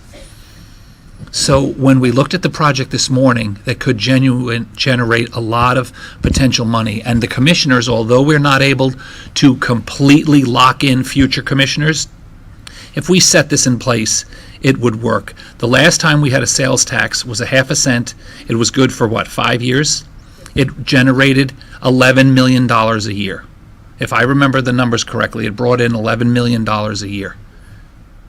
More than that, because the total was 52. No, a year. Oh, a year. $11 million a year. Yes. From one project that would have potentially 330 or 50 homes if we followed Commissioner Smith's recommendation of making it 50% of the ad valorem that project brought in. You're getting $10 million a year for as long as we want. We did not burden the people that are struggling financially to do that. I'm okay with that. So this morning they all left. So this is a very important thing. about protecting our community and leaving it green and different, about connecting the headwaters of a lot of the super environmentally sensitive waterways that we're so fortunate to have here, and then continuing to create that green buffer zone that it's hard to hopscotch over. That's what I'm thinking about today. Not that we've embarrassed ourselves or we've lost our credibility. That my colleague is more than entitled to have that opinion. I completely disagree with it. If we were to, not the whole thing where you do the rural lifestyle across the whole county, just this one project could handle a lot of these issues, and I would be more than happy to support that. I won't be voting to support a half-a-cent sales tax. It sends the wrong message to our residents that are struggling financially. Heatherington. I would just say, I agree with a lot of what you said, Commissioner Campy, except for what I heard this morning from people was their desire to preserve and protect property. And we may not be to the spot where we can, decide exactly how to do that. I think the residents were asking for more information. They wanted to understand better how we're going to have some long-term plans in place to preserve and protect, whether that be through, a rural lifestyle or through acquiring land. I think there's probably a mix of that. So what I heard was them is they want to hear, a multitude of solutions on how we can preserve and protect. So I certainly didn't hear them saying that they didn't trust or believe that we could do that as a county. Commissioner Campy again? One other brief point. I apologize. What this agenda item also had this morning was that if whatever amount of property, 1,000 or more, you were going to potentially use in the rural designation, you had to then purchase half of that. So for instance, 1,000 at the minimum, you'd have to have purchased 500 acres somewhere else in the county at the expense of that development, not our money. So if you layered that on top of the other money, people say, well, 500 acres. Well, look, the folks that are out there looking at how expensive land is and how valuable that land is, 500 acres, 700 acres, 1,000 acres at a time, not costing the taxpayers any additional money that has to come out of the developer's pocket, that's an advantage. So I don't think we hurt ourselves this morning necessarily. I'll just step out of the middle and you two can... But what I did hear from residents is they want to have more understanding, and we're not quite there yet on how we can preserve land. We got that. Commissioner Jenkins, you want to weigh in? I was just trying to count and see where we're at before we beat this horse too hard. Because I haven't spoke yet, so... If you want to know where I'm at, I feel that I personally, and I thought it was unanimous, that we made a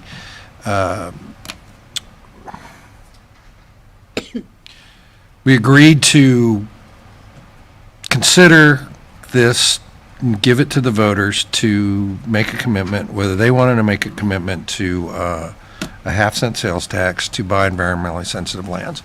We've got the guardians that are in with both feet. With that, I've been talking to them quite a bit about this. Either we do or we don't. I am on the we do side. We give the voters of Martin County the opportunity to decide for themselves. That's it. Yep. It's about 4 words more than I normally say. No, that's good, Harold. Okay, so my thoughts.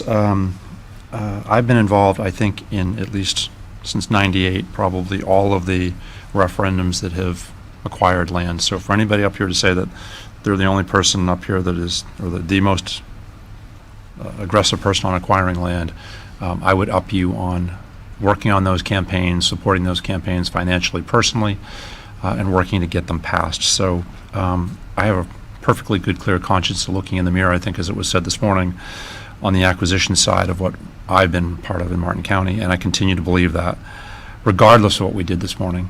And we could talk about that for days on end. There will be the urge, there will be the want in Martin County to acquire more land until it's all acquired. That just won't end, it won't stop. There'll be speeches, there'll be all sorts of things about it's the last opportunity, it's the final chance. those were the same speeches we gave 20 years ago or 18 years ago on the last referendum, and we were incredibly successful. C-44 would not be sitting there today in its completion stage, filling up in water, if we had not had those same, oh my God, it's the last chance speeches, because it works. My caution about this, and what's already off to a rocky start, maybe there are 3 votes to do this today. I am supportive of going in that direction. This board has, forget the politics of this morning. You have to set that aside, my opinion. You got to decide, do we want to preserve and acquire more land in Martin County or don't we? There are no enormous, I said this morning, there are no enormous, other than the state right now, there are no enormous pots of money to go out and acquire land, other than the state. And there are a number of individuals in the room who could help us significantly move the state off the dime and help us buy Palomar. I don't know how other parts of the state are getting acquired and large dollar sums. It's Martin County's turn to be at the state level and getting our fair share of what is in Florida forever. And it's embarrassing that we haven't done so with Palomar thus far. And the what's going on at Palomar should embarrass everybody in this room, that we are not advocating stronger, harder. Forget this morning. Forget everything that was talked about this morning. You want to do something good for Martin County? Get on the stick and get behind buying Palomar. It's god-awful what's going on down there, and all the environmentalists in the room this morning are turning a blind eye to that, and they're not doing anything in Tallahassee to make it happen. Okay, I'm off that speech. I support this, and I support this for 2 reasons.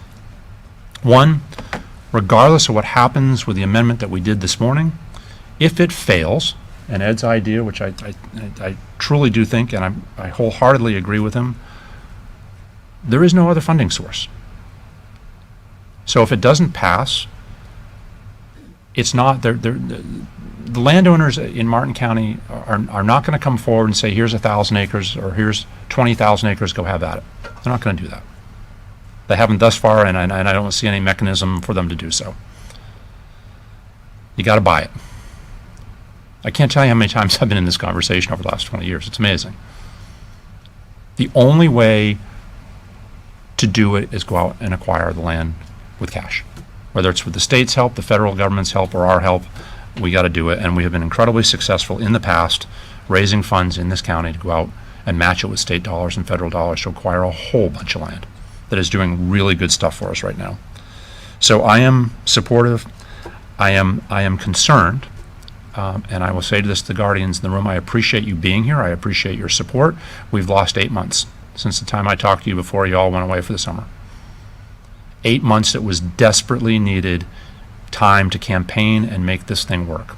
We already have one commissioner that has completely put her position out there that she's negative, which isn't going to bode well in the eyes of the voters, because she's using this morning against the concept. That doesn't help us. She said last time, I wished, and I wish I could quote her on this, I wished I had gotten behind the sales tax referendum last time it failed. And I didn't, and it was a huge mistake. She was right. We needed everybody on board to make it happen. To pass a sales tax referendum this go-round with all the things that Ed outlined in his comments, you got a real uphill battle. We can't do it as a county commission. We can't go out and advocate. We can educate, but we can't go out and financially advocate. We can't do a campaign to support this thing. Legislature took that away from us 10, 12 years ago. I'm all in favor of letting the voters decide, but you guys have to run a stellar, stunning campaign, not by rank amateurs, but by people who know what they're really doing. And we've already lost 8 months. And that 8 months, in the people that I know that have run statewide campaigns, local campaigns, they really know what they're doing. You needed that time because of exactly what Ed said. I mean, you've got a whole bunch of things stacking up against you. I'm in 100%. But like Ken Pruitt said to me 25 years ago with Indian Riverside Park, you got to put your blood, sweat, and tears into this thing, because you guys are the ones that are going to make it happen. That was John Whitaker, myself, and Dennis Clark. And we did. We worked our tails off for 3 years to try to make that thing happen, and it passed. You don't have 3 years if you want to do it this season. or if you want to do it this summer. So I'm fully 100% supportive of giving everybody, including myself, the opportunity to try to make this work. It's a fail-safe option. If for some reason this other thing doesn't happen, at least we'll have the option in place for a sales tax referendum that gives you a shot at making it happen. To be perfectly clear, also in the language, Palomar's got to be included for me. If it's not, it's a dead deal for me when it comes back for us to adopt it. Hutchinson Island, and I don't know that all of the properties in Hutchinson Island that we're looking at are Blueways projects, but if they don't fall under Blueways, there are some parcels on Hutchinson Island we, as a county, would still like to acquire that we didn't probably 15, 18 years ago. That's got to be included for me.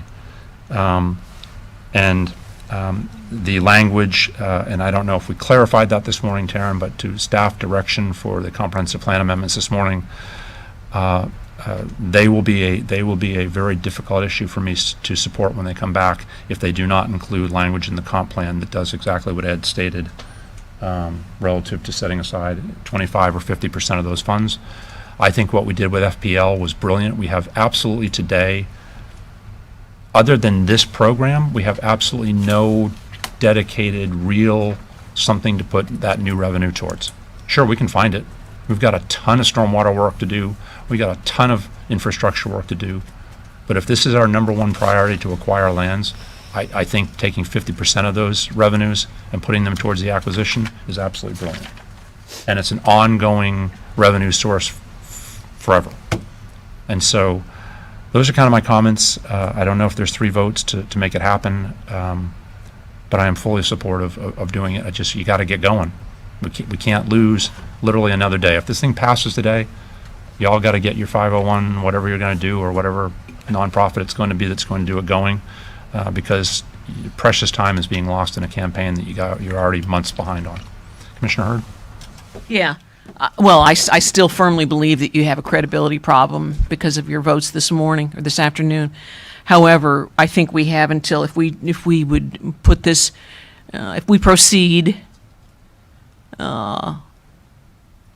we have until July 28th to advertise, to put it in the general election.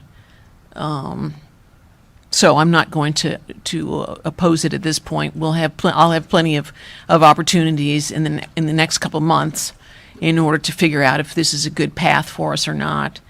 And I also firmly believe that the reason that the last referendum failed was because half of it was for infrastructure. I think that our voters will vote to fund environmentally sensitive lands if they're convinced that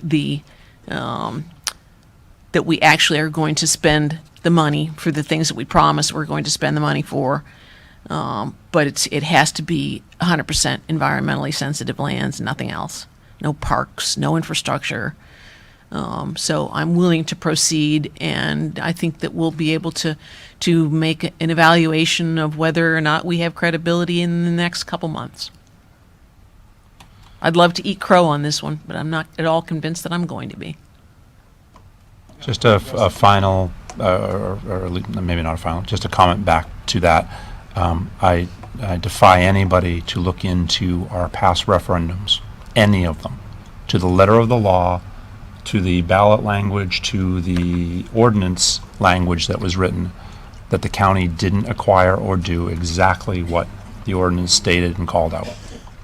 Y'all want to come, anybody want to find anything we didn't do that we said we were going to do? I defy anybody to come up with that something that we didn't do or said we were going to exactly do. And I just can't leave that hanging out there. Commissioner Heatherington. So the details of how, if this is approved by the board to go out for a referendum on how the money would be allocated, that would come back? Yes. So there's 75 words, correct, in the ballot language, 74, 75, and then there's a subsequent or an additional ordinance that goes along with it that spells out exactly what the money that the board decides can be allocated to. But if I'm... Yes, and the law would require us to pass the ordinance, and then the ordinance would contain the ballot language, and again, the direction that staff would mean, and I'll let it's Ms. Krista's agenda item, but we would need to know that you want to go forward, that it's environmentally sensitive lands. We'd craft language, we could talk about it, and then also which, whether it was the primary or the general that you want this placed, which ballot would you like it placed on? And then we would come back with an agenda item with the draft ordinance and I don't know whether you want it ahead of time or we'll just go ahead and draft it and then advertise So it. the It's up dates to on you. the board right now, May 27th would be the drop dead date to advertise the ordinance if it were to be for the primary, and July 28th would be the drop dead date for adoption of the ordinance and language for the general in November, correct? Correct. Yes. But as Ms. Woods said, though, we would want to bring it back to you for Yeah, no, I understand that, generations. but to Commissioner Hurd's comments that she is leaving herself open to what happens between now and July, I just want to clarify for everybody, there's two tracks we can go on. I am much more a proponent of doing it in the primary, but the amount of time that we have lost to give the public time to market this thing and sell it to people, you got to have the extra couple of months. Yeah, I mean, you have to, because we've lost way too much time as it is to do, I think, the background work and the campaigns I've worked on statewide, and I know what goes into these things, and as much as we may have, again, from Commissioner Campy's comments up against us, you'll want every single day you have between now and July, if that's the choice, to get that message going. Commissioner Jenkins, you gonna make a motion? Could I make a motion, please? Yeah, please. I'd like to make a motion to direct staff to bring back language to us as quickly as they can in preparation for a referendum in the general election. He said general. Well, didn't we just decide that we need as much time as we Well, got at this we point? did decide. I shared with you my I don't thoughts think on it. I don't think we have a choice. I think don't either. it may be preference, but I think we need the. But There's not a second. I'll pass the gavel, and Commissioner Campy can run the meeting for a second. I still just wanted to Sure. clarification, Commissioner Campy. Commissioner Heatherington. The way the funds are, I mean, you're talking about coming back with ballot language, but the way the funds, in addition to the ballot language, how we would allocate those funds, is that only going to be in the ballot language, or is that going to be up for discussion? It's It all up, would be in the ordinance. all up for The discussion. ballot language, the ballot language is, again, it's limited to 75 ordinance. words. No, the ballot language can only be 75 words. You can flesh out more of the details in the ordinance. But we do have precedent, as Ms. Krista mentioned, at least for the half, where the board can say, it's only for environmentally sensitive lands, and then I'm assuming in coordination with staff, we'd come up with whatever other language we need to effectuate the board's intent. Perfect. Yeah, Don Donaldson, Deputy County Administrator. We would include identifying the areas, the type of properties that we would acquire, Blue Ways, Loxalucy, Palmar, those types of things for you to be specific on. We'd have geographic boundaries, not individual properties listed in there, along with some other criteria that the board may want us to include. So the specifics on how it gets allocated and for what would be in the ordinance, and it can be quite detailed in there. That's correct. You're on. Okay. Based on how the decision goes, I just want to be clear that I would not ever speak against the process, campaign against the process. I'm all in favor of giving people an opportunity to do it, so my objection today is not meant to, I won't ever campaign against this or speak against it. I'm happy to see the process work. It's just a philosophical issue for me. We have a motion by Commissioner Jenkins, seconded by Commissioner Smith. All those in favor? Aye. All those opposed? Opposed. The motion carries 4-1 with Commissioner Campy dissenting. Thank you all. Good luck. Can I request a moment pause? I'm obviously not going to get to the airport by 7 o'clock to pick my daughter and her family up, so I need to make other arrangements to do that. Well, let me ask you, before you do that, is there anything, Is there anything on here that you want to be on, or do you want to go? No. Why not No, leave no, now? I can get somebody else to do it. I just need a minute. I don't want to be on the phone in the middle of one of our meetings trying to. I was just giving you the option. If you want to go, go. No, I'm not. Okay, fine. We'll take a 5-minute recess, and we'll come back. We'll do 5:05 public when we come back. And thank you all very much.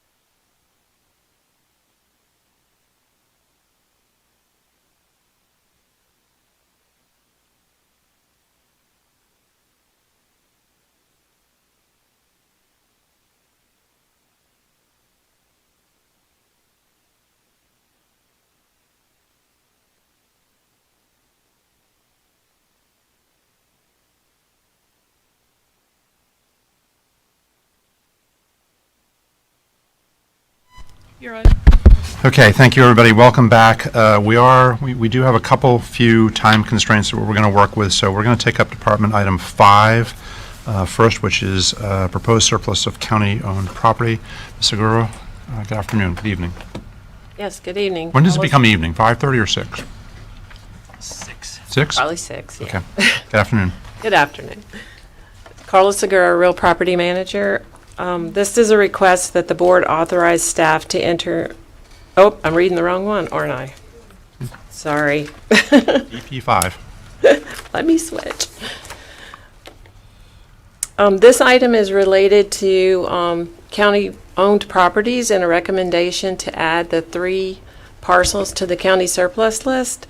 It has to do with the completing of a couple of the fire stations and one of the fire stations off Martin Grade. So the first one is the Fire Station 28, which is on Martin Grade.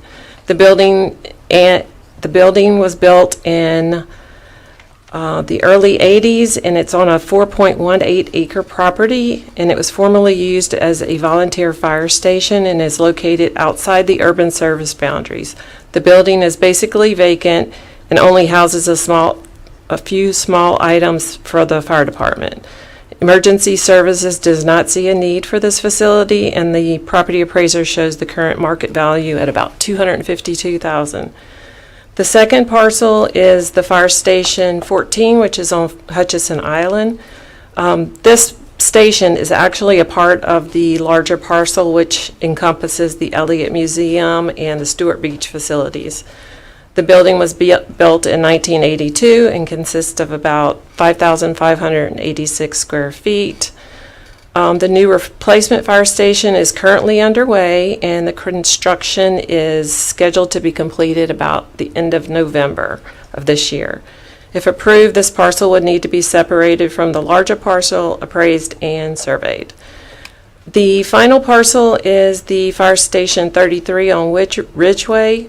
This station is on a 0.65 acre parcel and was built in 1988, and it's about 3,920 square feet. The property appraiser shows the market value on this property as $316,620. The replacement station, which is going to be located at US 1 and Heritage Ridge, is scheduled to be completed in the next month. The recommendation is that the board authorize staff to place these items on the surplus list and process for sale in a manner to maximize the return to the county. Commissioner Hurd. Thank you, Carla. Yeah, Ms. Segura, would you put page number 1427 on the screen? Or Donna, somebody? 1427?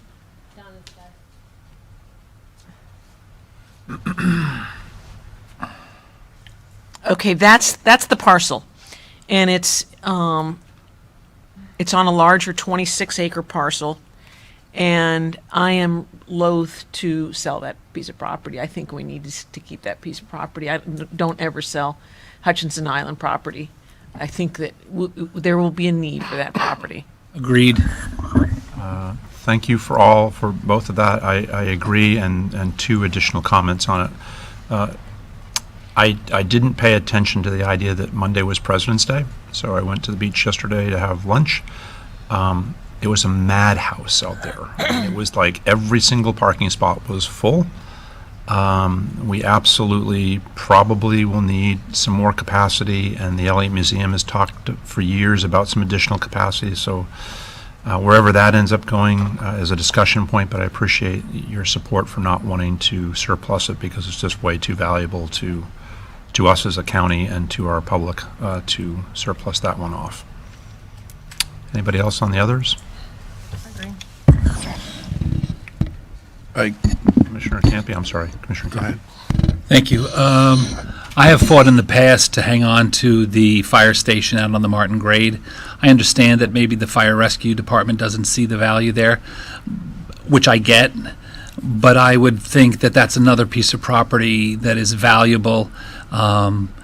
It was a fire station way back when it was a volunteer, so I would want to hang on to it, even if it comes out of the auspices of the fire rescue department. The county should hang on to it because it's one of these things where you'll sell it off for some, current inconsequential potential value, and then years from now, when we figure out that we need something else out there, we'll pay quadruple or 10 times more. It doesn't hurt us to own it. There's no rationale for getting rid of it. I would hang on to it even if we take it away from fire rescue and just have it on our own inventory. Commissioner Jenkins? I agree, by the way. Well, my fire station is sitting on a postage stamp piece of property, and I've had quite a few people inquire to me about what they want, or that they want it. So there's some interest in it. I'm all about getting out of debt, and I think that should be sold, and that money directly put towards debt service of the new firehouses that we have. So are you speaking of the Martin Gray 33. parcel? No, 33. Heritage, right? Yeah. So only move approval of the sale of Fire Station 33? Second. We have a motion, we have a second. What I like about that conversation is that the district commissioner, and thank you, Sarah, for your comments on the island as well. What's important to us in our districts is being looked at. So great conversation, great support. Any other pieces to this? Well, I think it's going to bring a hell of a lot more than 300 and some thousand dollars. Yeah. Okay, anything else, Carla, for? That's it on that one. Okay, so we have a motion and we have a second to only surplus out Station 33's property, old property on US 1 down at Hope Sound. All in favor of the motion, say aye. Aye. All those opposed? Motion carries unanimously. Great stuff. Thank you. We'll go back to Department 4, authorize staff to enter into a contract for the adoption of the resolution accepting and approving the warranty deed to the purchase of a 9.5 here. Now we're going to sell, now we're going to buy. 9.5 acre tract owned by Waste Management of Florida on Southwest Bush Street West. Mr. Gore. This property, staff has been working with Waste Management to formulate a contract for the purchase of the property, which is 9.54 acres, and it's adjacent to the Martin County landfill. The property was previously used as a recycling and transfer station, and the Utilities and Solid Waste Department has created a draft site plan for the property, which includes a single-stream recycling transfer facility, residential drop-off with vegetation processing, and it'll improve the flow of truck route traffic on the site. Staff negotiated creating the document for the sale with Waste Management, and the amount of $1,470,000, which $73,500 will need to be placed in escrow with the escrow agent. The county will have 60 days complete due diligence.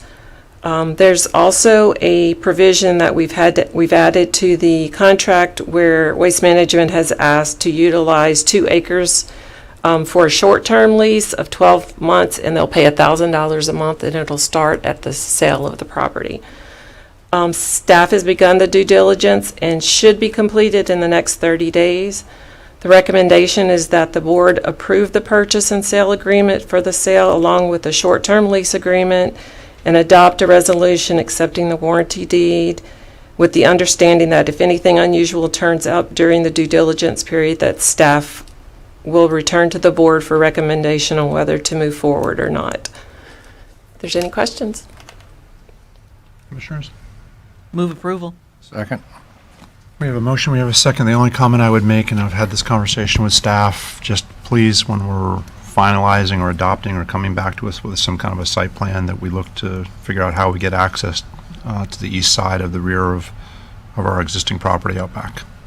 I think that just it'll free up some options for us, and if we don't build it in now, we may never build it, and it just seems like a good time to take advantage of that. All in favor of the motion, say aye. Aye. All is opposed? Motion carries unanimously. Thank you, Carla. And next item, let's see, last item on the agenda. Harold, you might make it out of here. Yeah. Support and modification to the intersection, Department 6 rather, support modification to the intersection of Southeast Indian and Commerce Avenue, and adopt a resolution authorizing stop signs on Commerce Avenue at the southeast corner of Fisher Street. Sorry. Lisa. Hi, good afternoon. Still, it's the afternoon. Apparently. I am here today. I'm Lisa Wixer. I'm the county engineer, and just wanted to briefly give you an update on where we are with the improvements, proposed improvements at the intersection of Indian and Commerce and at Fisher and Indian. Just as background, Commerce Avenue is a major collector that runs from Salerno Road at the south end to the north at Indian Street. It runs through several business parks and industrial parks, most of which are completely built out. Most of those are south of Market. Market turns into Pomeroy and is in the city of Stewart.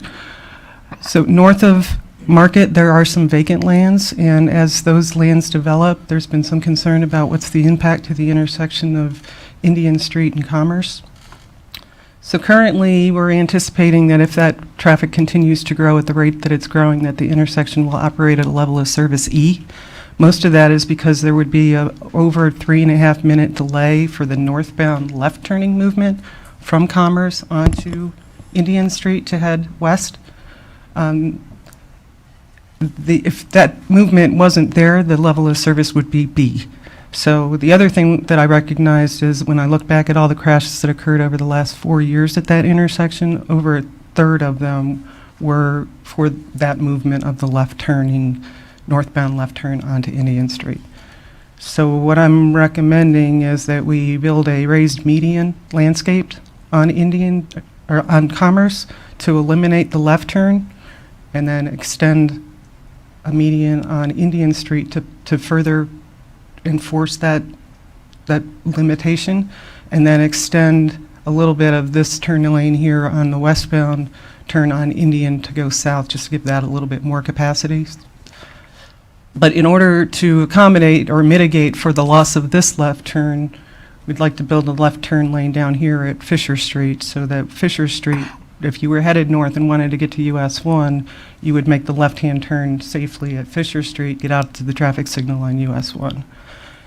To further make that even further, or better, or more safe, would be to add stop signs at Fisher, so you wouldn't, when you were making that left turn, you would be not having any conflicts whatsoever, as opposed to currently you have conflicts that are from the left turning movement and the through traffic. So Lisa, and the through traffic in the other direction. Because I guess I didn't understand that before. So you'd have a three-way stop at Fisher? Yes. Okay. So the recommendation is to give us the direction to work with the city of Stewart and its developers to extend the westbound left turn lane on Indian Street. I can go back, that's this here, to add the northbound left turn at Fisher Street, eliminate the northbound left at Indian Street, and then adopt the resolution authorizing the additional stop signs on Commerce. You go back to the map just for a sec. This one or the other? The closer up one. So is there any reason or any merit at all to raising slightly that median coming from the west, or from the east rather, going westbound? He's going westbound. Here? Yeah. Raising it? Raising it. I'm not following, I'm sorry. Right now it's flat, right? It's just marked with paver paint. This here is a concrete traffic separator. Oh, it is? Yes, and so I was proposing to reconfigure that separator and reduce the length of this turn lane by increasing the length of this turn lane. No, you just confused me. Yeah. So the yellow here is my drawing. It's added. So today it's about here, it's in the middle. So it would just shift from about here over to here. It would probably lose one car length here and add a car length there. Just. Okay, so the eastbound left turn into B&A Flea Market gets shorter. Yes. Yes. The westbound left-hand turn gets longer. Yes. By about 2 car lengths, maybe, something like that. Okay, Commissioner Hurd? And also, we got a supplemental this morning that says that Meritage, should we approve this, will construct all the required improvements and maintain them. Just to clarify, I think they are looking at developing this piece of property, which is in the city of Stewart. Okay. And said if the city of Stewart approves that, Okay. they will build this. Okay. And the But- other improvements or just that stuff? The email that we received said they would make all the improvements that I'm proposing today. Yes, and the gentleman that was here representing them could not stay, so he sent this email and asked that it Only be. if the city of Stewart approved. Right. They'll approve everything. And right now, they put it on hold.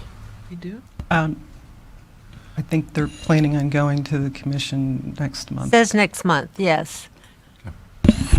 All right. So if that doesn't work, the other thought was we do have collected City of Stewart impact fees, which we can use for this movement and where we've added capacity. So I would consider that this would be adding capacity, as well as the northbound left at Fisher Street would be adding capacity, so we could offset some of it with impact fees that we collected through the City of Stewart development. You need a motion to accept the recommendation? I need a motion to approve the resolution for the stop signs, if that's... Well, let's do that, and So moved. Second. so just so we're clear, the motion will include the resolution for the stop signs, but also the inclusion of the various improvements, whether they be funded by impact fees from the city or the developer that offered them this morning from Meritage, or any other developer that if they weren't to be the ones that do the development on that southeast corner. Yes. Is that what everybody agrees to, right? Okay, we have a motion, we have a second. All in favor, say aye. Aye. All is opposed. Motion carries unanimously. Lisa, thank you very much Thank you. for all that. That brings us to the end of the meeting. Anybody from the public not seeing any wish to address us? Commissioner Jenkins, before you split.